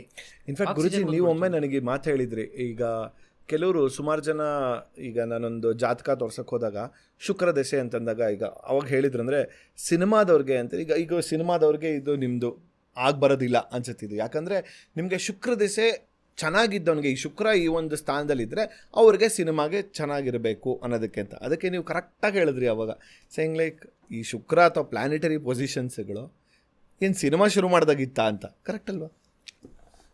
ನಾನು ಇವತ್ತಿಗೂ ಮಯೂರ್ ಹತ್ರ ಮಾತಾಡಬೇಕಾದ್ರೂ ಪ್ರಾಕ್ಟಿಕಲಾಗೇ ಮಾತಾಡ್ತೀನಿ. ನನ್ನ ಹತ್ರ ಯಾರು ಬಂದು ಮಾತಾಡಿದ್ರು ನಾನು ಪ್ರಾಕ್ಟಿಕಲಾಗಿ ಯೋಚನೆ ಮಾಡ್ತೀನಿ. ನಾವು ಇವತ್ತು ಈ ಲೈಟನ್ನು ಕಂಡುಹಿಡಿದಿದ್ದೇವೆ, ಇದೊಂದು ವಿಜ್ಞಾನ. ಈ ವಿಜ್ಞಾನದಿಂದ ಲೈಟ್ ಕಂಡುಹಿಡಿದಿವೆ. ಮುಂಚೆ ದೀಪ ಅಂತಿತ್ತು, ಹ್ಮ್ ಬೆಳಕು ಅಂತಿತ್ತು, ಜ್ಯೋತಿ ಅಂತಿತ್ತು. ಹ್ಮ್ ಇದರ ಮುಂದುವರೆದ ಭಾಗದಲ್ಲಿ ಈ ಲೈಟನ್ನು ನಾನು ಯಾವಾಗ ಆನ್ ಮಾಡಬೇಕು, ಈ ಲೈಟ್ ಆನ್ ಮಾಡಬೇಕಾದ್ರೆ ನನ್ನ ಗ್ರಹಗತಿಗಳು ಕೂಡ್ತಾವ ಅಂತ ಪ್ರಶ್ನೆ ಕೇಳಿದ್ರೆ ಅರ್ಥನೇ ಇಲ್ಲ ಅಂತ. ಅರೆ, ನಿನ್ನ ಗ್ರಹಗತಿಗಳ ಏರಿಳಿತದಲ್ಲಿ ನಿನ್ನ ಜೀವನದ ಬದಲಾವಣೆ ಆಗುವುದು ಎಷ್ಟು ಸತ್ಯವೋ, ಹ್ಮ್ ನೀನು ಇಲ್ಲ ಸಲ್ಲದ ಕೆಲಸಗಳಲ್ಲಿ ನನ್ನ ಅಭಿವೃದ್ಧಿಗೆ ನನ್ನ ಕುಂಡ್ಲಿಲಿ ಏನನ್ನತ್ತೆ ಅಂತ ಕೇಳಕ್ಕೆ ಹೋಗೋದು ಅಷ್ಟೇ ತಪ್ಪು, ಅಷ್ಟೇ ತಪ್ಪು ಅಂತ. 100% ತಪ್ಪು. ಹಾಗಾದರೆ ಈಗ ನಿಮ್ಮ ಪ್ರಕಾರ ಈಗ ನಾನು ಕುಂಡಲಿನ ತೊಗೊಂಡೋಗಿ ಈಗ ತೋರಿಸಿದಾಗ ಈಗ ಆ ಕ್ಷಣದಲ್ಲಿ ನನ್ನ ಗ್ರಹಗತಿಗಳ ಪ್ರಕಾರ ಈಗ ಒಂದೇನೋ ಹೇಳ್ತಾರೆ ಅಂತಲೇ ಅಂದ್ಕೊಳ್ಳೋಣ, ಅಥವಾ ನೀವು ಹುಟ್ಟದಾಗಿರ್ಬೇಕಾದ್ರೆ ನಿನ್ನ ಜಾತಕದ ಗ್ರಹಗತಿಗಳ ಪ್ರಕಾರ ನೀನು ಇದು ಮಾಡೋದಕ್ಕೆ ಇದನ್ನು ಕೈ ಹಾಕಿದ್ರೆ ಇದು ಸುಳ್ಳು ಅಥವಾ ಆಗೋದೇ ಇಲ್ಲ ಅಂತ ಹೇಳ್ತಾರೆ. ಆಮೇಲೆ ಕ್ರಮೇಣ ಇಂತಿಂದಾಗೆ ಇಂತಿಂಥ ಒಂದು ಪೂಜೆ ಮಾಡು, ಅಥವಾ ಒಂದು ರಾಹು ಕೇತು ನಿನಗೆ ದೋಷ ಇರ್ಬೋದು, ರಾಹು ಪೂಜೆ ಮಾಡು, ಕೇತು ಪೂಜೆ ಮಾಡು, ಇದರಿಂದ ಸುಧಾರಿಸ್ಕೊಂಡು ಹೋಗುತ್ತೆ, ಈ ಥರ ಆಗುತ್ತೆ ಅಂತ ಹೇಳ್ತಾರೆ. ಅದು ಕೂಡ ನಾನು ವಿಧಿಲಿಖಿತ ಅಂತಲೇ ಹೇಳ್ತೀನಲ್ವಾ? ಹೌದು. ಈಗ ಮಯೂರ್ ಏನು ಅಂತಂದರೆ, ನೀವು ಹುಟ್ಟಿದಾಗಿಂದ ನಿಮಗೊಂದು ಶರೀರ ಇದೆ, ಸರಿ. ನನಗನ್ಸುತ್ತೆ ನಿಮ್ಮದು 43ನೇ ದಿನ ತಾನೇ ಜಿಮ್ಮು ಇವತ್ತಿಗೆ. ಕರೆಕ್ಟ್. ನೀವು ಯಾರೂ ನಿಮಗೆ ಒತ್ತಾಯ ಮಾಡಲಿಲ್ಲ ಜಿಮ್ ಮಾಡು ಅಂತ. ನಿಮಗನ್ನಿಸ್ತಾ ಇದೆ ನನ್ನ ಬಾಡಿಯಲ್ಲಿ ಅಲ್ಲಿ ಇಲ್ಲಿ ಎಲ್ಲ ಒಳ್ಳೆ ಮೈಕಟ್ಟು ಕಾಣಬೇಕು ಅಂತ. ನೀವು ಮೈಕಟ್ಟು ಬರಬೇಕು ಅಂತ ಜಿಮ್ಮಿಗೆ ಹೋಗ್ತಾ ಇದ್ದೀರಿ. ಹುಟ್ಟಿದ ತಕ್ಷಣ ನಿಮ್ಮ ತಂದೆ ಆಗಲಿ ತಾಯಿ ಆಗಲಿ ಅಥವಾ ನಿಮ್ಗೆ ಇವತ್ತಿಗೂ ಯಾರು ಜಿಮ್ ಮಾಡಬೇಕು ಮಯೂರ್, ನಿಮ್ಮದು ತುಂಬ ಚೆನ್ನಾಗಿ ಕಾಣಬೇಕು ನೀವು ಅಂತ ಹೇಳಿ ನೀವು ಮಾಡಿದ್ರಿ. ಈ ಕುಂಡಲಿಯನ್ನು ಇದೇ ಲೆಕ್ಕದಲ್ಲಿ ತೊಗೊಂಡ್ರೆ ರಾಹು ಕೇತು ಪೂಜೆ ಪುನಸ್ಕಾರಗಳೆಲ್ಲ, ಈಗ ನೀವು ಹೇಗೆ ಜಿಮ್ ಜಾಯಿನ್ ಆಗಿ ನಿಮ್ಮ ದೇಹಕ್ಕೊಂದು ಒಂದೊಂದು ಆಕಾರ ಕೊಡ್ತಾ ಇದ್ದೀರಲ್ಲ, ಹೀಗೆ ಆಕಾರ ಕೊಡುವ ಕ್ರಮವೇ ಈ ಪೂಜಾ ವಿಧಿವಿಧಾನಗಳು. ಒಂದು ಶೇಪ್ ಕೊಡಬೇಕು ಅಂತ ಹೊರಟಿದ್ದೀರಿ ನೀವು. ಇದನ್ನು ಮಾಡಿದ್ರೆ ಒಳ್ಳೇದಾಗತ್ತೆ ಅಂತ ಒಬ್ರು ಹೇಳ್ತಾರೆ ನಿಮಗೆ, ನೀವು ಅದನ್ನು ಮಾಡ್ತಾ ಇದ್ದೀರಿ. ಅದರಿಂದ ಒಳ್ಳೆಯದು ಖಂಡಿತವಾಗಿಯೂ ಆಗುತ್ತೆ. ಅದನ್ನೇ ಮತ್ತೆ ಒನ್ಸ್ ಅಗೇನ್ ಇಲ್ಲಿ ನಂಬಿಕೆ. ಜಿಮ್ಮಿಗೆ ಹೋದವರೆಲ್ಲ ಬಾಡಿ ಬಿಲ್ಡರ್ ಆಗಲೇ ಇಲ್ಲ, ನಿಜ. ಆದರೆ ಜಿಮ್ಮಿಗೆ ಹೋದರೆ ಮಾತ್ರ ಬಾಡಿ ಬಿಲ್ಡರ್ ಆಗ್ತಾರೆ ಅನ್ನೋದು ಸತ್ಯ. ಮನೇಲಿ ಕೂತ್ರಾಗಲ್ಲ. ನಿಜ. ಪ್ರಯತ್ನಕ್ಕೆ ಯಾವತ್ತೂ ಕೊನೆ ಇರಬಾರ್ದು. ಪ್ರಯತ್ನ ಹೊಸ ಹೊಸ ಹೊಸ ಹೊಸ ದಿಕ್ಕಿನಲ್ಲಿ ನಾವು ಶಾಶ್ವತವಾಗಿ ಮಾಡಬೇಕು. ಅಂದಾಗ ಮಾತ್ರ ನಮ್ಮ ಅಭಿವೃದ್ಧಿ ಸಾಧ್ಯ. ಮಂತ್ರಿಸಿ ನಾನು ಪರೀಕ್ಷೆಗೆ ಏನೂ ಓದಲ್ಲ, ಪೆನ್ನನ್ನು ತೊಗೊಂಡೋಗಿ ಗಣಪತಿ ದೇವಸ್ಥಾನದಲ್ಲಿ ಪುರೋಹಿತರಿಗೆ ಇನ್ಫ್ಲುಯೆನ್ಸ್ ಮಾಡಿ ಗಣಪತಿಯ ಪಾದದ ಕೆಳಗೆ ಪೆನ್ನಿಟ್ಟು ವಾಪಸ್ ತೊಗೊಂಬಂದು ಕುಂಕುಮ ಹಚ್ಕೊಂಡು ಪ್ರಸಾದ ಕಿವಿ ಮೇಲೆ ಇಟ್ಕೊಂಡು ಹೋಗಿ ಕೂತ್ರೆ ನಾನು ಪಾಸ್ ಆಗಲ್ಲ. ನಿಜ. ಗಣಪತಿಯ ಕೃಪೆಯ ಜೊತೆಗೆ ನಾನು ಓದಿದ್ರೆ ಖಂಡಿತ ರ್ಯಾಂಕ್ ಬರ್ತೇನೆ. ಈ ಥರದ ಮೂರ್ಖರು ಹೇಳೋದೇನು ಅಂತಂದರೆ ಗಣಪತಿ ಸುಳ್ಳು ತಾನೆ. ನೋಡಿ, ಗಣಪತಿ ಹತ್ರ ನಾನು ಪೆನ್ನಿಟ್ಟು ಬರೆದ್ಬಿಟ್ಟೆ, ಪಾಸೇ ಆಗಿಲ್ಲ. ಅರೆ, ಗಣಪತಿ ಪಾದಕ್ಕೆ ಪೆನ್ನಿಟ್ಟು ನೀನು ಬರೆದು ಪಾಸ್ ಆಗಂಗಿದ್ರೆ ಪ್ರಪಂಚ ಹೆಂಗಿರ್ತಾನೆ ಇರಲಿಲ್ಲ. ದೇವ್ರು ಏನು ಮಾಡ್ತಾನೆ, ನಿನಗೆ ಶಕ್ತಿ ಕೊಡ್ತಾನೆ, ಹೋರಾಟ ನೀನು ಮಾಡಬೇಕು. ಗಣಪತಿ ನಿನಗೆ ಆಶೀರ್ವಾದ ಮಾಡ್ತಾನೆ, ಓದಿದ್ದನ್ನು ನೆನಪಾಗಲಿ ಅಂತ. ನೀನು ಓದ್ದೇನೆ ಹೋದ್ರೆ ನೆನಪೇನಾಗುತ್ತೆ? ಹಾಗಾದರೆ ಈ ಕಾಂಟೆಕ್ಸ್ಟಲ್ಲಿ ಕೆಲವರು ಸುಮಾರು ಜನ ಅಗೇನ್ ಸ್ವಲ್ಪ ಹೊತ್ತು ಮುಂಚೆ ಮಾತಾಡಿದ ಬಗ್ಗೆನೇ ಕೇಳ್ತೀನಿ. ಈಗ ಗಣಪತಿ ಆ ದಾರಿ ತೋರಿಸಿರ್ತಾನೆ ಅಂತ ನೆನ್ಕೊಳ್ಳೋಣ, ನಾನು ಶ್ರಮ ಹಾಕ್ತಾನೇ ಇದ್ದೀನಿ. ಓಕೆ, ಇದಕ್ಕೆ ಹಿಂಗಿರುತ್ತೆ, ಇದಕ್ಕೆ ಈ ಶ್ರಮ ಹಾಕ್ತೀನಿ, 1 ಸಲ ಆಗುತ್ತೆ, 2 ಸಲ ಆಗುತ್ತೆ, 3 ಸಲ ಆಗುತ್ತೆ, 10 ಸಲ ಶ್ರಮ ಹಾಕ್ತಿರೋ ಅದಕ್ಕೆ ಪ್ರತಿಫಲ ಸಿಗೋದೇ ಇಲ್ಲ. ಅದಕ್ಕೆ ಕೆಲವರು ಹೇಳ್ತಾರೆ ಇದು ನನ್ನ ಕರ್ಮನೇ ಅಂತ ಅಂದ್ಬಿಟ್ಟು. ಅದಕ್ಕೆ ಕರ್ಮನೇ ಅದು ಸರಿಯಾದ ಉತ್ತರನಾ, ಅಥವಾ ನಾನು ಶ್ರಮ ಹಾಕ್ತಾ ಇದ್ರೂ ಈ ದಾರಿಲಿ ಯಾಕೆ ಪ್ರತಿಫಲ ಸಿಗ್ತಿಲ್ಲ ಅನ್ಬೇಕಾದ್ರೆ? ವಿಶ್ವಕಪ್ಪಿನಲ್ಲಿ ಪಾರ್ಟಿಸಿಪೇಟ್ ಮಾಡಿದಂಥ ಎಲ್ಲ ತಂಡಗಳು ವರ್ಲ್ಡ್ ಕಪ್ ಟ್ರೋಫಿನ ತೊಗೊಂಡು ಹೋಗೋಕ್ಕಾಗಲ್ಲ. ಒಬ್ಬರೇ ತೊಗೊಳಕ್ಕೆ ಸಾಧ್ಯ. 100 ಮೀಟರ್ ರನ್ನಿಂಗ್ ರೇಸ್ನಲ್ಲಿ 6 ಜನ ಓಡ್ತಾರೆ, ಒಬ್ಬ ಮಾತ್ರ ಫಸ್ಟ್ ಬರ್ತಾನೆ. ಹಾಗಂತೇಳಿ ಬಂದಂಥ 6 ಜನರು ಎಲ್ಲೋ ಗೆದ್ದೆ ಬಂದಿರ್ತಾರೆ. ಇದರ ಅರ್ಥ ಫೈನಲ್ ಟ್ರ್ಯಾಕಲ್ಲಿ ಓಡ್ತಾ ಇರ್ಬೇಕಾದ್ರೆ ಸೋತ್ಬಿಟ್ರು ಅಂತಂದ್ಬಿಟ್ರೆ ಇವರು ವೇಸ್ಟ್, ನನ್ನ ಮಕ್ಕಳು ಏನು ಮಾಡೋಕ್ಕಾಗಿಲ್ಲ ಅಂತಲ್ಲ. ಇವರುಗಳು ಅವರವರ ಸ್ಥಾನ ಮಟ್ಟದಲ್ಲಿ ಅವರವರ ಯೋಗ್ಯತೆಯ ಶಕ್ತಿಯ ಸ್ಥಳಗಳಲ್ಲಿ ಗೆದ್ದಿದ್ದಾರೆ. ಫೈನಲ್ ಗೆಲ್ಲಕ್ಕಾಗದೇ ಇರ್ಬೋದು. ಹಾಗಂತೇಳಿ ಅವರು ಜೀವನದಲ್ಲಿ ಸೋತಿದ್ದಾರೆ ಅಂತ ಅರ್ಥ ಅಲ್ಲ. ಅವರು ತಿರುಗಿ ನೋಡಿದ್ರೆ ಸಮ್ ಸ್ಟೇಜಸ್ಸಲ್ಲಿ ಅವ್ರು ಗೆದ್ದೇ ಬಂದಿರ್ತಾರೆ. ನಾವು ಅರ್ಥ ಮಾಡ್ಕೋಬೇಕು, ನನ್ನ ಕ್ಯಾಪಾಸಿಟಿ ಅಲ್ಲಿಗೆ ಎಂಡ್ ಆಗಿದೆ ಅಂತ. ಮಯೂರಷ್ಟು ಸುಂದರವಾಗಿ ನನಗೆ ಇಂಗ್ಲೀಷ್ ಮಾತಾಡೋಕ್ಕೆ ಬರಲ್ಲ, ಹಾಗಂತೇಳಿ ನನಗೆ ಇಂಗ್ಲೀಷೇ ಬರಲ್ಲ ಅಂತ ತಿಳ್ಕೊಂಡ್ರೆ ತಪ್ಪುತ್ತಾನೆ. ಇಂಗ್ಲೀಷ್ ಬರಲ್ಲ ಅನ್ನೋದು ಸತ್ಯ, ಇಂಗ್ಲೀಷೇ ಬರಲ್ಲ ಅಂತ ತಿಳ್ಕೊಳ್ಳೋದು ತಪ್ಪು. ನನ್ನ ಯೋಗ್ಯತೆಯಲ್ಲಿ ನಾನು ಇಷ್ಟು ತಿಳ್ಕೊಂಡಿದ್ರೆ ಇಷ್ಟು ಸಾಕು ಅಂತ. ದಟ್ಸ್ ಅ ವೆರಿ ವೆರಿ ನಾನು ಭಗವಂತನ ಮುಂದೆ ಹೋಗಿ ನೋಡಿ ಸರಸ್ವತಿ ಮಯೂರಿಗೆ ಎಷ್ಟು ಚೆನ್ನಾಗಿ ಇಂಗ್ಲೀಷ್ ಮಾತಾಡೋದು ಕೊಟ್ಬಿಟ್ಟೆ, ನನಗೆ ಕೊಡ್ತಾ ಇಲ್ವಲ್ಲ, ನೀನು ಮೋಸ ತಾನೆ ಅಂತ ಕೇಳಿದ್ರೆ ನಾನು ಅವಿವೇಕಿ ಅಂತ.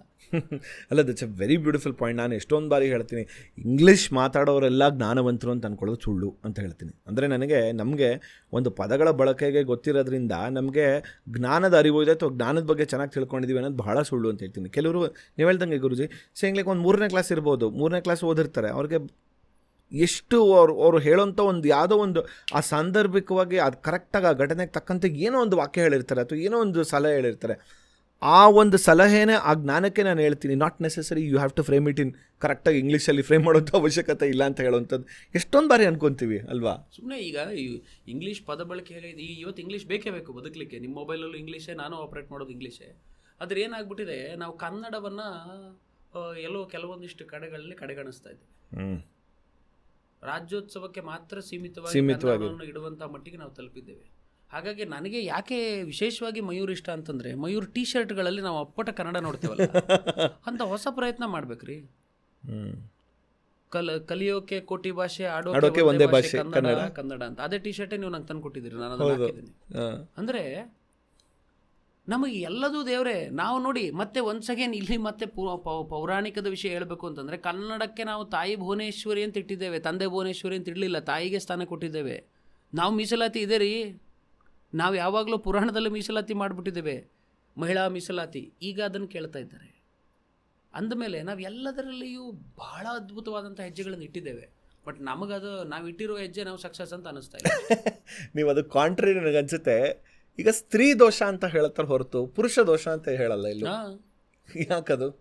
ಅಲ್ಲ, ಸ್ತ್ರೀ ದೋಷ ಇದ್ದವ್ರಿಗೆ ಕೇಳಬೇಕಿದ್ರೆ ನೀವು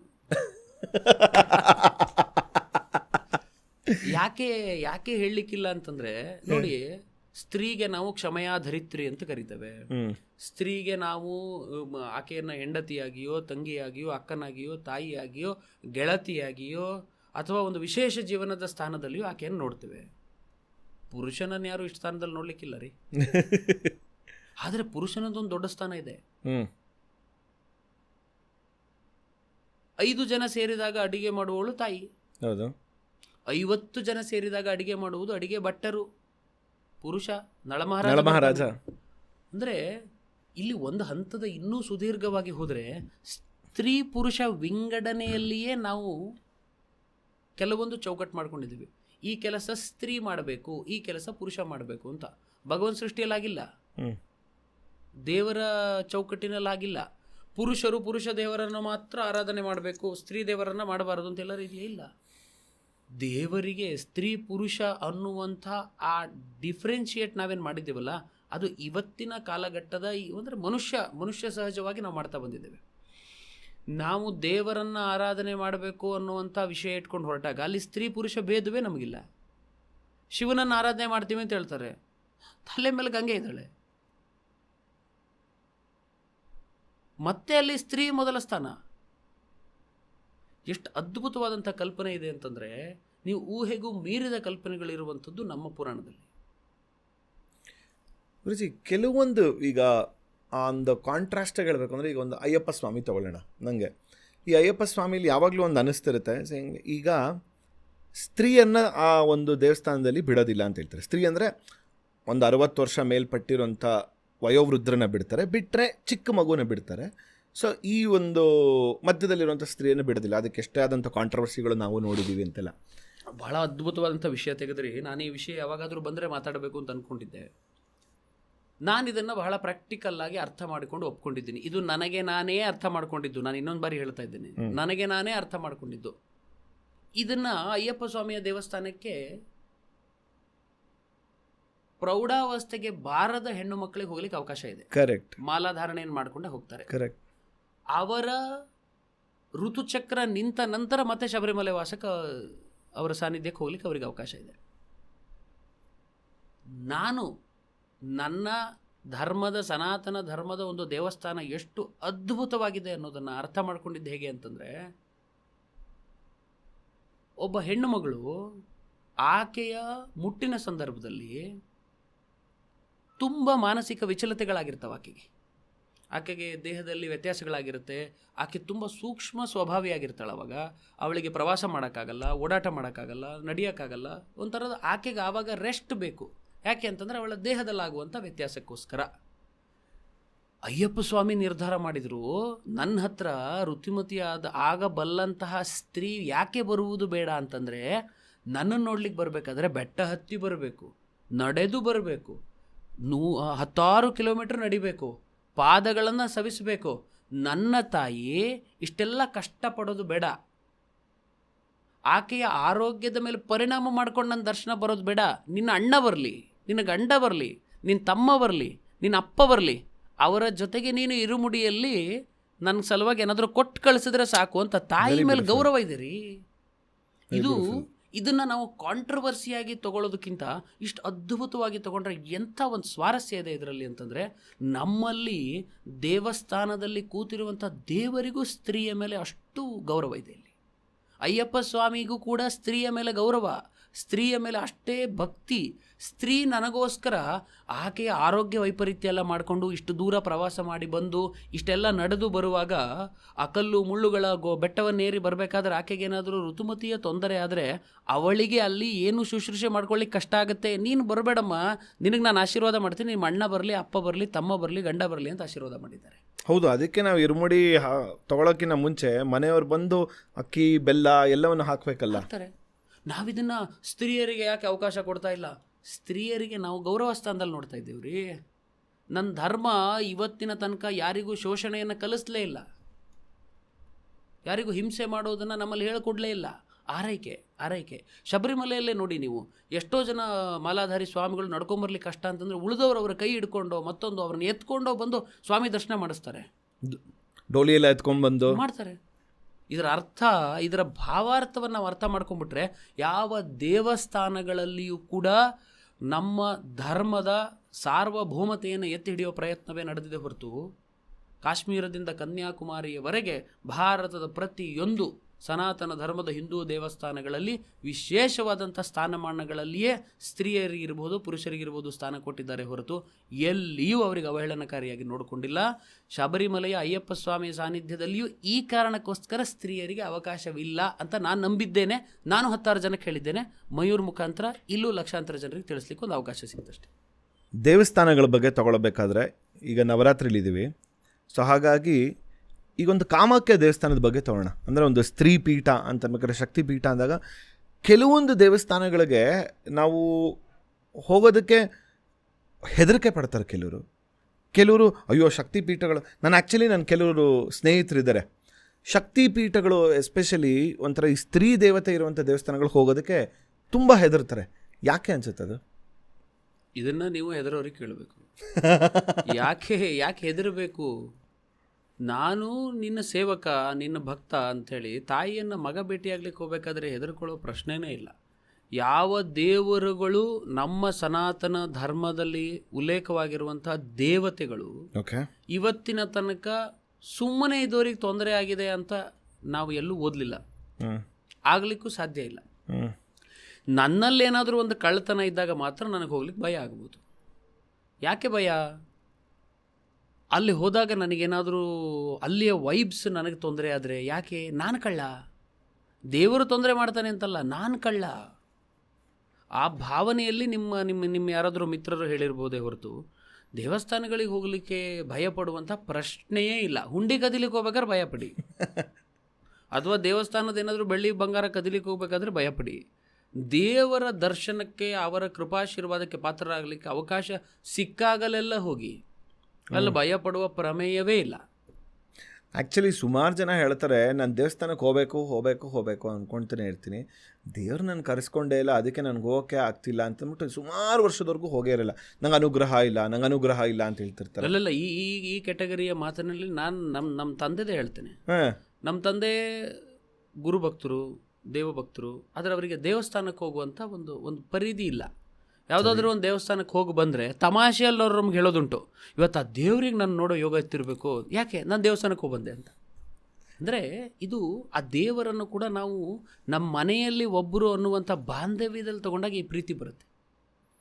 ದೇವಸ್ಥಾನಕ್ಕೆ ಹೋಗೋಕೆ ಆಗ್ತಾ ಇಲ್ಲ. ಯಾಕೆ ಅಂತಂದರೆ ನಿನ್ನ ಇಂಪಾರ್ಟೆಂಟ್ ಲೈನಿನಲ್ಲಿ ಆ ದೇವರಿಲ್ಲ ಅಂತ ಅರ್ಥ. ಹಾಗಾದರೆ ನಾನು ಊಟ ಮಾಡಿದೆ 15 ದಿನ ಆಯಿತು ಸರ್ ಅಂತ ಯಾರು ಹೇಳಿದಾರ? ಊಟ ಇಂಪಾರ್ಟೆಂಟ್ ಲೈನಲ್ಲಿದೆ. ನೀನು ಎಲ್ಲೇ ಇದ್ರೂ ಊಟ ಮಾಡ್ತೀಯ. ನಾನು ಮೂತ್ರ ಮಾಡಿದೆ 30 ದಿನ ಆಯಿತು ಅಂತ ಯಾರು ಹೇಳಕ್ಕೆ ಸಾಧ್ಯ ಇದೆಯಾ? ಇಲ್ಲ. ಯಾಕೆ? ತಡೆಯೋಕ್ಕೆ ಆಗಲ್ಲ. ಆದರೆ ಭಕ್ತಿಯನ್ನು ನೀವು ಚೌಕಟ್ಟು ಮಾಡ್ಕೋತೀರಿ. ಇವತ್ತು ಫುಲ್ಲು ಬ್ಯುಸಿ ಇದ್ದೀನಿ, ನಾನು ದೇವ್ರ ದರ್ಶನ ನಾಳೆ ಮಾಡೋಣ. ಯಾಕಂದರೆ ನಿಮಗೆ ಇವತ್ತು ದೇವ್ರು ಇಂಪಾರ್ಟೆಂಟ್ ಅಲ್ಲ. ಭಗವಂತ ಕೈ ಹಿಡಿದು ಬಿಟ್ಟಿದ್ದಾನೆ, ನೀವು ಬ್ಯುಸಿ ಇದ್ದೀರಿ ಇವತ್ತು. ಭಗವಂತ ಕೈ ಬಿಟ್ಟಾಗ ಓಡ್ತೀರಿ, ಬುಕ್ ಮಾಡಿಕೊಂಡು ತಿರುಪತಿಯಲ್ಲಿ ಟಿಕೆಟು, ಸ್ಪೆಷಲ್ ವಿಸಿಟ್ ಆದರೂ ಸಿಕ್ಕರೆ ಪರವಾಗಿಲ್ಲ, ಸ್ವಾಮಿ ನೋಡುವ. ಯಾಕೆ? ಇಲ್ಲಿ ಯಾರೋ ಒಂದು 2 ಕೋಟಿ ನಮ್ಗೆ ಸಮಸ್ಯೆ ಮಾಡಿರ್ತಾರೆ, ಇನ್ಸ್ಟೆಂಟ್ ರಿಲೀಫ್ ಬೇಕು ಅಂತ. ಇವತ್ತು ನಮ್ಮ ಜನ ದೇವರನ್ನ ಇನ್ಸ್ಟೆಂಟ್ ರಿಲೀಫಿಗೋಸ್ಕರ ಬೇಡುವಂಥವ್ರು. ಇಂಥ ಭಕ್ತರಿಗೆ ನನ್ನದೊಂದು ವಿನಂತಿ, ಇನ್ಸ್ಟೆಂಟ್ ರಿಲೀಫ್ ತಗೊಳ್ಳಿಕ್ಕೆ ದೇವ್ರ ಹತ್ರ ಸ್ಟಿರಾಯ್ಡ್ಸ್ ಇಲ್ಲ. ದೇವರ ಹತ್ರ ಇರುವಂಥದ್ದು ಪರ್ಮನೆಂಟ್ ಸೊಲ್ಯೂಷನ್. ಪ್ರತಿನಿತ್ಯವೂ ನೀವು ಹೋಗಿ ಬಂದು ಮಾಡಿದ್ರೆ, ಪ್ರತಿನಿತ್ಯವೂ ನಿಮ್ಮ ಭಕ್ತಿಯನ್ನು ಮನದಾಳದಿಂದ ಮುಕ್ತವಾಗಿ ಯಾವ ವಂಚನೆ ಇಲ್ಲದೆ ತೋರಿಸಿಕೊಂಡ್ರೆ, ನೀವು ಸಮಸ್ಯೆ ಅನ್ನೋದು ಬಂದಾಗಲೂ ಅದನ್ನು ಮೆಟ್ಟಿ ದಾಟುವಂಥ ಶಕ್ತಿ ನಿಮಗೆ ಬರುತ್ತೆ ಅಂತ. ಸಮಸ್ಯೆ ಬಂದಾಗ ಭಗವಂತ ಪ್ರತ್ಯಕ್ಷ ಆಗಿ ನಿಮಗೆ ರಿಪೇರಿ ಮಾಡೋಕ್ಕೆ ಸಾಧ್ಯ ಇಲ್ಲ, ಅದನ್ನು ದಾಟುವಂಥ ಶಕ್ತಿ ನಿಮಗೆ ಬರಬೇಕು. ಸುಮಾರು ಜನ ನೀವು ಹೇಳೋದು ಕರೆಕ್ಟು ಗುರುಜಿ. ಈಗ ದೇವಸ್ಥಾನಕ್ಕೆ ಹೋಗ್ತಾರೆ, ಈಗ ಒಂದು ದೇವ್ರ ಹತ್ರ ನಾನು ಬೇಡ್ಕೊಳ್ಳೋ, ಅದರಲ್ಲಿ ಮೊದಲನೇ ಪ್ರಶ್ನೆ ಒಂದಿದೆ, ದೇವ್ರ ಹತ್ರ ಹೇಗೆ ಬೇಡ್ಕೋಬೇಕು ಅನ್ನೋದ್ರ ಬಗ್ಗೆ ಸಾಕಷ್ಟು ಜನಕ್ಕೆ ಒಂದು ಡೌಟ್ ಇರುತ್ತೆ. ಅಂದರೆ ನಾನು ಹೋಗ್ಬಿಟ್ಟು ಒಬ್ಬೊಬ್ರು ಹೇಳ್ತಾರೆ, ದೇವ್ರ ಹತ್ರ ನೀನು ಹೋಗ್ಬಿಟ್ಟು ನೀನೇನು ಇಂತಿಂಥದ್ದು ರೀತಿ ಬೇಡ್ಕೊಳ್ಳೋ ಅವಶ್ಯಕತೆನೇ ಇಲ್ಲ, ನೀನು ಬಂದಿದ್ಯಾ ಅಂದರೆ ಅವನಿಗೆ ಗೊತ್ತಿದೆ ನಿನಗೇನು ಬೇಕಾಗಿದೆ ಅಂತ. ಕೆಲವರು ನೀನು ದೇವ್ರ ಹತ್ರ ಹೋಗ್ಬಿಟ್ಟು ನೀನು ನಾನು ಹೋಗಿ ನಿಂತ್ಕೊಂಡಿದ್ದೀನಿ ನೀನೇ ನೋಡ್ಕೊಳಪ್ಪ ಅಂದರೆ ಹೆಂಗೆ ಹೇಳೋಕ್ಕೆ ಸಾಧ್ಯ? ಕೋಟ್ಯಾಂತರ ಜನ ಬರ್ತಾರೆ, ನೀನು ಸ್ಪೆಸಿಫಿಕ್ಕಾಗಿ ಹೀಗೆ ಕೇಳ್ಕೊಂಡ್ರೆ ನಿನಗೆ ವರ ಕೊಡ್ತಾನೆ ಅಂತ ಹೇಳೋವಂಥ ವರ್ಗದವರು ಹೇಳ್ತಾರೆ. ಇದ್ರ ಬಗ್ಗೆ ಏನು ಅನಿಸುತ್ತೆ? ಸಾಲ ತೆಗೆದುಕೊಳ್ಳುವ ರೀತಿ ಹೇಗೆ ಅಂತ ಎಲ್ಲಾದರೂ ಟ್ಯೂಷನ್ ಇದೆಯಾ? ಇಲ್ಲ. ನಂಬಿಸಿ ಒಬ್ಬವ್ರ ಹತ್ರ 50,000 ರೂಪಾಯಿ ಇಸ್ಕೊಳ್ಳುವ ಕಲೆ ಹೇಗೆ? 30 ದಿನದಲ್ಲಿ ಕರೀರಿ. ಪುಸ್ತಕ ಇಲ್ಲ. ಪರಿಸ್ಥಿತಿ ಕಲಿಸುತ್ತೆ ಹೆಂಗೆ ಸಾಲ ತಗೋಬೇಕು, ಹೆಂಗೆ ಎಮರ್ಜೆನ್ಸಿಗೆ ಇನ್ನೊಬ್ಬರ ಹತ್ರ ದುಡ್ಡು ಇಸ್ಕೋಬೇಕು ಅಂತ. ಹಾಗೆ ಭಗವಂತನನ್ನ ಬೇಡುವಿಕೆಗೂ ಚೌಕಟ್ಟಿಲ್ಲ. ನಿಮ್ಮ ಭಕ್ತಿ, ನಿಮ್ಮ ಭಾವ, ನಿಮ್ಮ ಪರಿಸ್ಥಿತಿ, ನಿಮ್ಮ ಸಂದರ್ಭ ಅದನ್ನು ಕಲಿಸ್ಕೊಡುತ್ತೆ. ಇದೇ ಮಾರ್ಗದಲ್ಲಿ ನೀನು ದೇವರನ್ನು ಬೇಡಿಕೋ, ಇದೇ ರೀತಿಯಲ್ಲಿ ಬೇಡಿಕೋ. ನಂದೊಂದು ಭಕ್ತಿ ಇದೆ ಮಯೂರ್. ನನ್ನ ಬೆಂಗಳೂರು ಆಫೀಸಲ್ಲೂ ಆಗಿರ್ಬೋದು ಅಥವಾ ಸಿರ್ಸಿ ಒಳಗೆ ನನ್ನ ಊರಿನಲ್ಲೂ ಆಗಿರ್ಬೋದು, ಪ್ರತಿನಿತ್ಯ ನಾನು ಒಂದು ಪುಷ್ಪವನ್ನು ತಗೊಂಡು ಇಡೀ ಭರತ ಖಂಡದಲ್ಲಿರುವಂಥ ಎಲ್ಲ ಸನಾತನ ಧರ್ಮದ ದೇವರುಗಳಿಗೆ ಪ್ರಾರ್ಥನೆ ಮಾಡಿ ಒಂದು ಪುಷ್ಪ ಇಡ್ತೀನಿ. ಅದು ನನ್ನ ನಂಬಿಕೆ. ನಾನು ಮಾಡ್ತಾ ಇದ್ದೀನಿ ಅಂತ ನಾಳೆ ಬೆಳಗ್ಗೆ ಮಯೂರನ್ನು ಮಾಡಬೇಕು ಅಂತಿಲ್ಲ. ಕರೆಕ್ಟ್. ನಾನು ಎಲ್ಲರನ್ನ ಸ್ಮರಣೆ ಮಾಡಿಕೊಂಡು ನನ್ನ ಭರತ ಭೂಮಿಯಲ್ಲಿ ಯಾವ್ಯಾವ ದೇವರುಗಳಿದ್ದಾರೆ ನಿಮ್ಮನ್ನೆಲ್ಲ ನಾನು ನಂಬಿದ್ದೇನೆ, ನಿಮ್ಮೆಲ್ಲರ ಪಾದಕ್ಕೆ ನನ್ನದಿದೊಂದು ಪುಷ್ಪ ಅಂತ ಒಂದೇ ಪುಷ್ಪ ಇಡ್ತೇನೆ. ಅವ್ರನ್ನೆಲ್ಲ ಲೆಕ್ಕ ಮಾಡಿ ಪುಷ್ಪ ಇಡಕ್ಕೆ ಕೊಟ್ಟರೆ ಎಲ್ಲಿ ನನಗೆಲ್ಲ ಟೈಮ್ ಇಲ್ಲ. ಆದರೆ ಇದು ನನ್ನ ಭಕ್ತಿ. ನನಗೆ ಆ ಪುಷ್ಪ ಇಟ್ಟರೆ ಸಮಾಧಾನ. ನಾನು ಎಲ್ಲ ನನ್ನ ಭರತ ಖಂಡಕ್ಕೆ ನಾನು ಕೈ ಮುಗಿದಿದ್ದೇನೆ ಅಂತ. ಈ ಭರತ ಖಂಡ ಅಂತ ಮಾತು ನಿಮಗೆ ಹೇಳ್ತಾ ಇರಬೇಕಾದ್ರೆ ನೋಡಿ, ತಾಯಿ ಅನ್ನುವಂಥ ಕಂಪ್ಯಾರಿಸನ್ ಎಷ್ಟಿದೆ ಅಂತ. ನಾವು ಭಾರತ ಮಾತೆ ಅಂತ ಕರಿತೇವೆ. ಭಾರತವನ್ನು ಕೂಡ ಮಾತೆ ಅಂದರೆ ತಾಯಿ ಅಂದರೆ ಹೆಣ್ಣು. ನಾವು ನೆಲವನ್ನು ಕೂಡ ಮಾತೆ ಅಂತಲೇ ನಂಬಿದ್ದೇವೆ. ಇದು ಈಗ ಅಂತ ನಾವು ಅಂದ್ಕೊಂಡ್ರೆ, ನಮ್ಮ ಪುರಾಣದಲ್ಲೊಂದು ಮಂತ್ರ ಇದೆ, ಕರಾಗ್ರೆ ವಸತೆ ಲಕ್ಷ್ಮಿ. ಇದರ ಭಾವಾರ್ಥ ಏನು? ಪಾದಸ್ಪರ್ಶಂ ಕ್ಷಮಸ್ವಮೇ.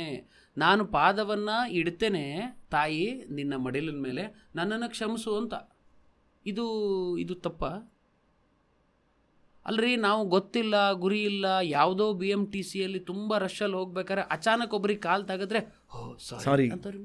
ಅರೆ ಇದು ನಿಮ್ಮ ಲೆಕ್ಕದ ಪ್ರಕಾರ ಅವನಿಗೇನು ದೇವರಿದ್ದಾನೆ ಅಂತ ನಮಸ್ಕಾರ ಮಾಡಿದ್ರು, ಅಥವಾ ಅವ್ರಿಗೆ ಮೈ ಮೇಲೆ ದೇವರು ಬರುತ್ತೆ ಅಂತ ನಮಸ್ಕಾರ ಮಾಡಿದ್ರು? ಏನಲ್ಲ, ಅದೊಂದು ಗೌರವ. ಈ ಗೌರವವನ್ನೇ ಈಗ ನೀವು ಏನು ಹೇಳ್ತಾ ಇದ್ದೀರಿ, ಇದು ಗೌರವ ಕಲ್ಚರ್. ಇದು ಒಂದು ಸಿವಿಲೈಸ್ಡ್ ಸೊಸೈಟಿಯಲ್ಲಿ ನಾವು ಮಾಡುವಂಥ ಸ್ಟ್ಯಾಂಡರ್ಡ್ ಅಂತ ನೀವೇನು ಹೇಳ್ತಾ ಇದ್ದೀರಿ.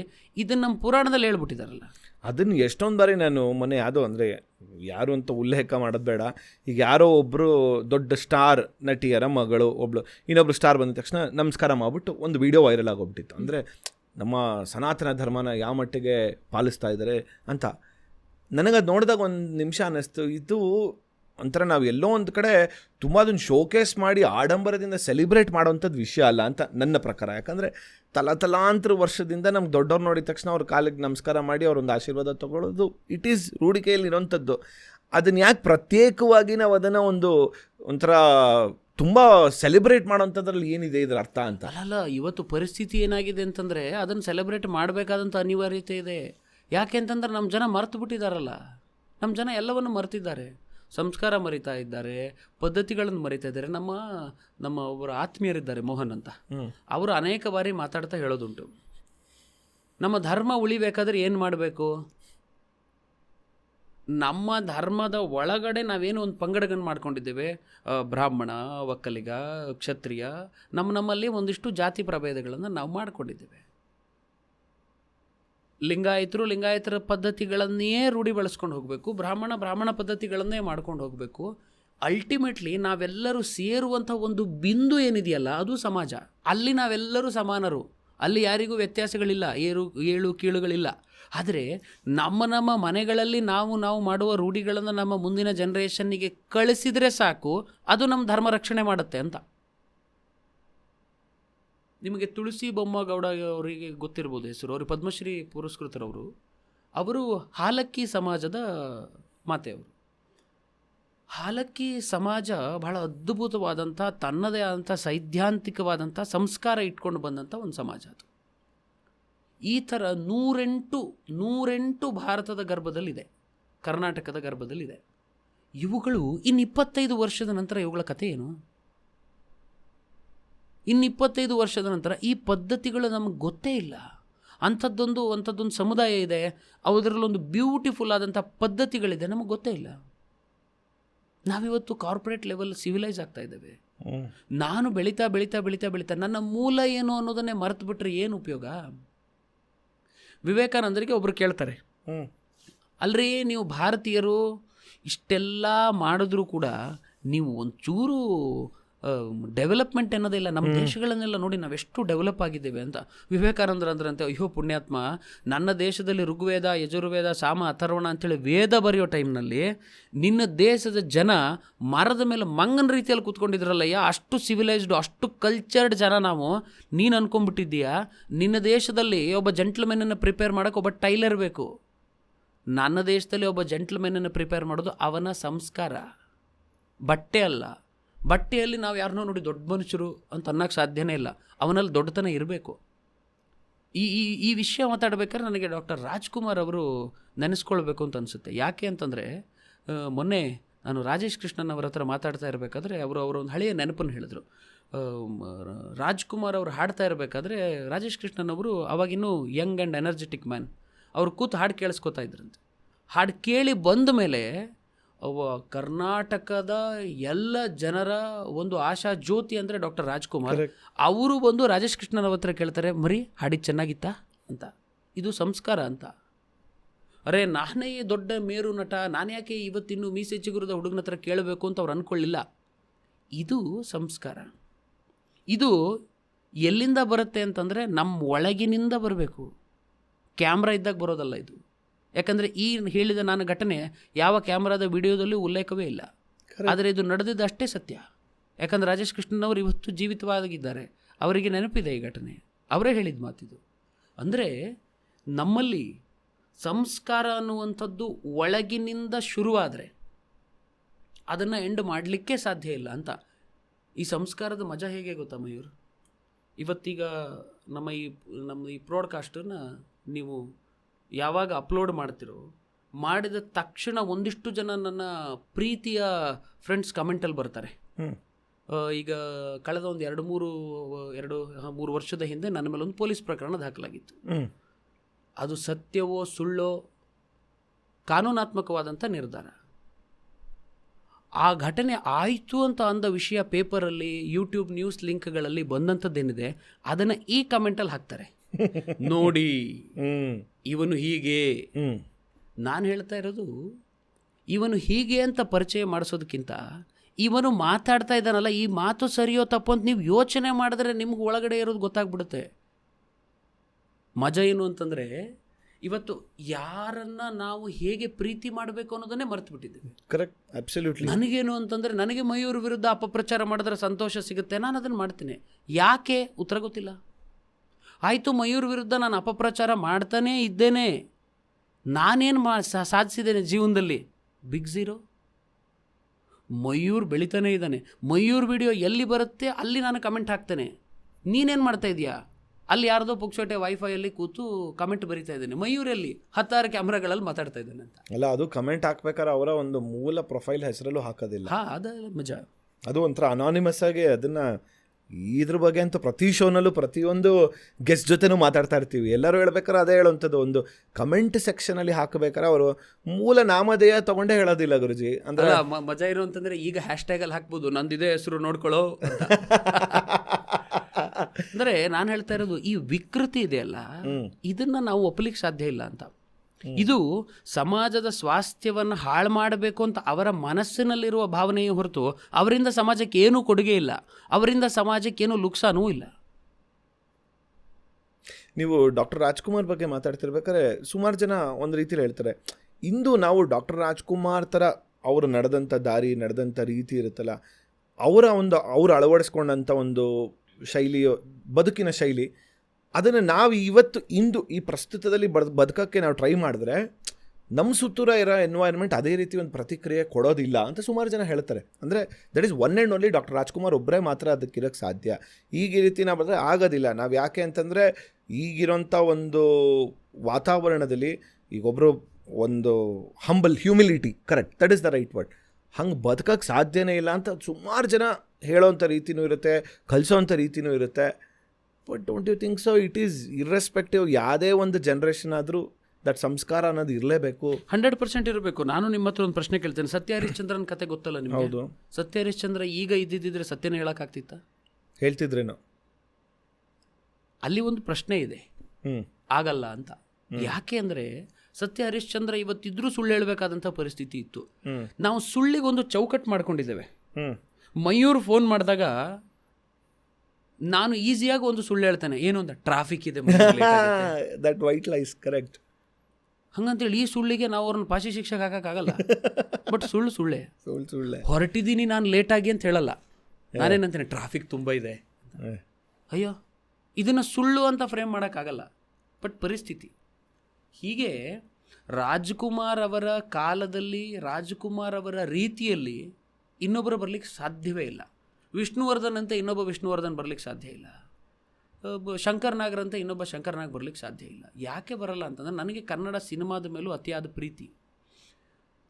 ಕನ್ನಡದ ಒಂದು ಅಸ್ಮಿತೆ ಉಳಿಯಬೇಕು ಅಂತಂದರೆ ಅವರಂತೆಯೇ ಕೆಲಸ ಮಾಡಬೇಕು ಅಂದಾಗ ಅವ್ರು ಆಗಕ್ಕೆ ಸಾಧ್ಯ ಇದೆ.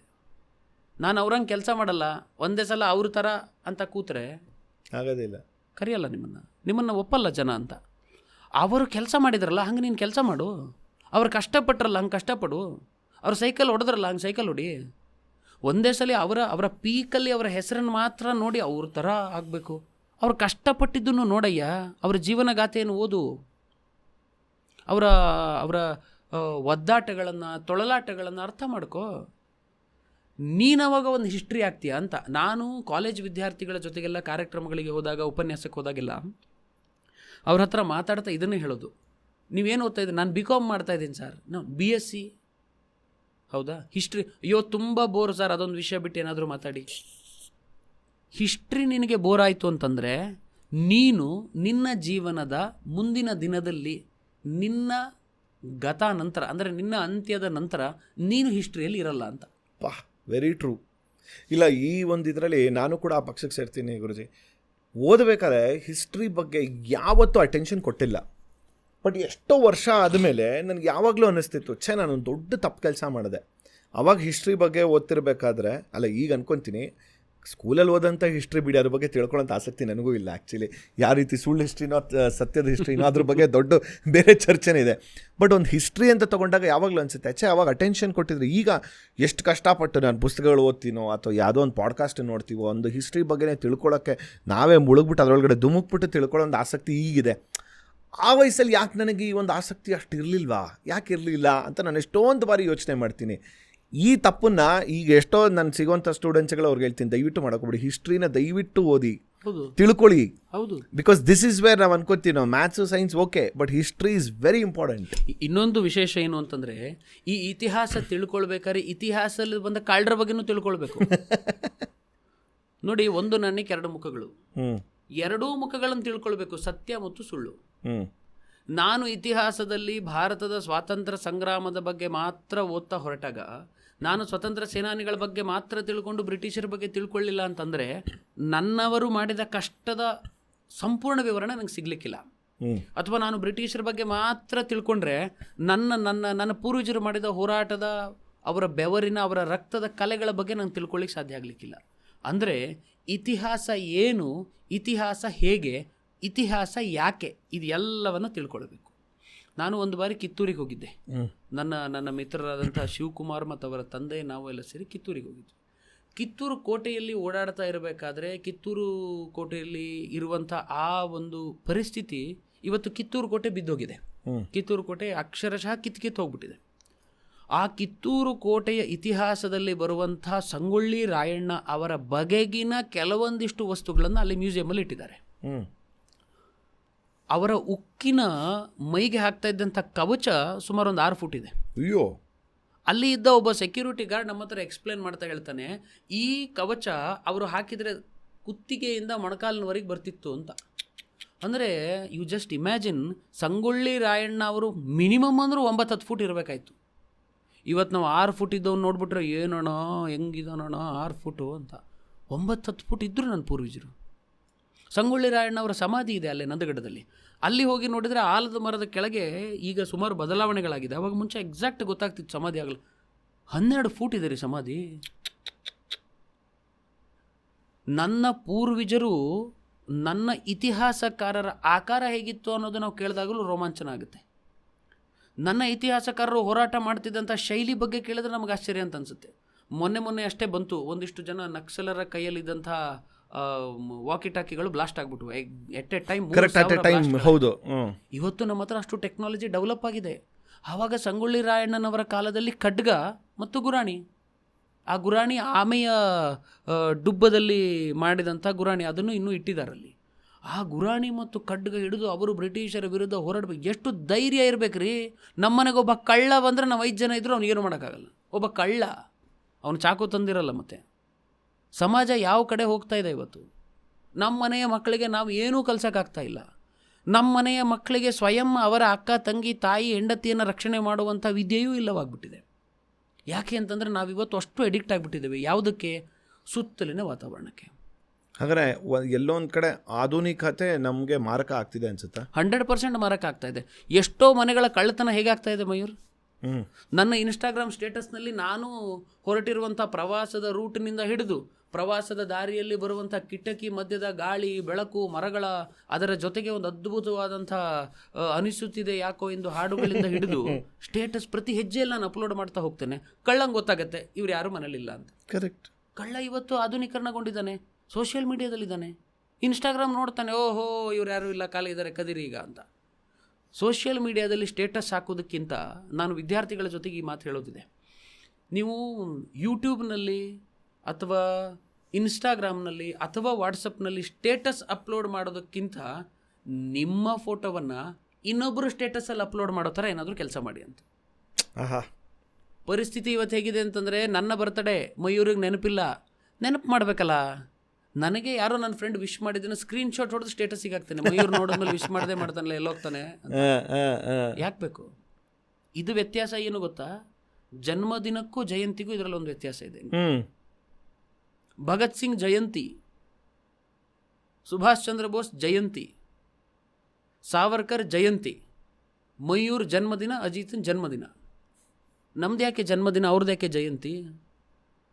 ನನ್ನ ಹುಟ್ಟಿದ ದಿನವನ್ನು ನಾನು ಫೇಸ್ಬುಕ್ಕಲ್ಲಿ ಅಪ್ಲೋಡ್ ಮಾಡಿರುವಂಥ ಅದನ್ನು ನೋಡಿಕೊಂಡು ನೀವು ನನಗೆ ವಿಶ್ ಮಾಡ್ತೀರಿ, ಹಾಗಾಗಿ ನಂದು ಜನ್ಮದಿನ, ಹುಟ್ಟಿದಬ್ಬ. ಸಾವರ್ಕರ್ ಜಯಂತಿ ಬಂತು ಅಂತಂದರೆ ಊರೇ ಪ್ರಿಪೇರ್ ಆಗೋಕ್ಕೆ ಶುರುವಾಗುತ್ತೆ. ಒಂದು ವಾರದಿಂದ ಸಾವರ್ಕರ್ ಜಯಂತಿ ಕಾರ್ಯಕ್ರಮ ಇದೆ ಇಲ್ಲಿ, ನಮ್ಮದು ಒಂದು ಮೆರವಣಿಗೆ, ಅದಾದಮೇಲೆ ಒಂದು ಸಭಾ ಕಾರ್ಯಕ್ರಮ, ಅದಾದಮೇಲೆ ಎಲ್ಲರಿಗೂ ಊಟದ ವ್ಯವಸ್ಥೆ ಮಾಡಿದ್ದೀವಿ. ಯಾಕೆ? ಸಾವರ್ಕರ್ ಜಯಂತಿ. ಅವರು ಗತಿಸಿದ ನಂತರವೂ ಅವರ ಜನ್ಮದಿನವನ್ನು ನೀವು ಜನ್ಮಿಸಿದ್ದು ನಮಗೆ ಸಾರ್ಥಕ ಅಂತ ಆಚರಣೆ ಮಾಡ್ತೀವಲ್ಲ, ಅದು ಜಯಂತಿ. ನನ್ನ ಹುಟ್ಟಿದಬ್ಬವನ್ನು ನಾನೇ ನಿಮಗೆ ನೆನಪು ಮಾಡಿ ವಿಶ್ ಮಾಡಿಸ್ಕೊಳ್ಳೋದು ಜನ್ಮದಿನ. ನಾವು ಜಯಂತಿಗಳಾಗೋಣ, ಜನ್ಮದಿನದಲ್ಲೇ ಕೂರೋದು ಬೇಡ ಅಂತ ವಿದ್ಯಾರ್ಥಿಗಳಿಗೆ ನಾನು ಪ್ರತಿ ಬಾರಿ ಹೇಳೋದುಂಟು. ಹಾಗಾಗಿ ಈ ಒಂದು ಅದ್ಭುತವಾದಂಥ ವಿಷಯ, ಯಾಕೆ ನಾವು ಈ ಸಮಾಜದ ಸ್ವಾಸ್ಥ್ಯವನ್ನು ಕಳ್ಕೊಳ್ತಾ ಇದ್ದೇವೆ ಅಂತಂದರೆ, ನಮ್ಮಗಳಿಗೆ ಇವತ್ತು ನಮ್ಮನ್ನು ಇನ್ನೊಬ್ಬರು ಗುರುತಿಸ್ಬೇಕು. ಹ್ಮ್. ಅದು ಸಾಧನೆಯಿಂದನೇ ಆಗಬೇಕು ಅನ್ನೋದು ಇಲ್ಲೇ ಇಲ್ಲ. ಹ್ಮ್. ಇಮಿಡಿಯೇಟ್ ನನ್ನನ್ನು ಗುರುತಿಸೋಂಗೆ ಆಗಬೇಕು ಅಂತ. ಇನ್ಸ್ಟಾಗ್ರಾಮ್ ಈಗ ಹೌದು, ಎಲ್ಲ ಇನ್ಸ್ಟೆಂಟ್. ಬಟ್ ಈ ಒಂದು ಆ ಗುರುತು ಸಿಗೋದಕ್ಕೆ ತುಂಬ ಟೈಮ್ ಬೇಕು, ಸಾಧನೆ ಬೇಕು, ಅದು ನಮ್ಗೆ ಗೊತ್ತಿದೆ. ಆ ಸಿಗದೇ ಇರೋಂಥ ಟೈಮಲ್ಲಿ, ಆ ಸಿಗದೇ ಇರೋಂಥ ಒಂದು ಅವಕಾಶಗಳಲ್ಲಿ ಸುಮಾರು ಜನ they get into lot of things. ಒಂಥರ ಈಗ ಅಂದರೆ they use the colloquial word depression ಅಂತ ಹೇಳ್ಬಿಡ್ತಾರೆ. Frustration, depression. ನನಗೆ ಇನ್ಸ್ಟೆಂಟಾಗಿ ರಿಸಲ್ಟ್ ಸಿಗಲಿಲ್ಲ ಅಂತಂದರೆ ಏನೋ ಮಾಡ್ತಿದ್ದೀನಿ, ನಂಗೆ ಆಗ್ತಿಲ್ಲ ಗುರು ಅನ್ನೋ ಮಟ್ಟಕ್ಕೆ ಬಂದುಬಿಟ್ಟಿದ್ದಾರೆ ಈಗ ಜನ. ಈ ಒಂದು ಬೆಳವಣಿಗೆ ನೋಡಿದ್ರಿ ಏನನ್ಸುತ್ತೆ?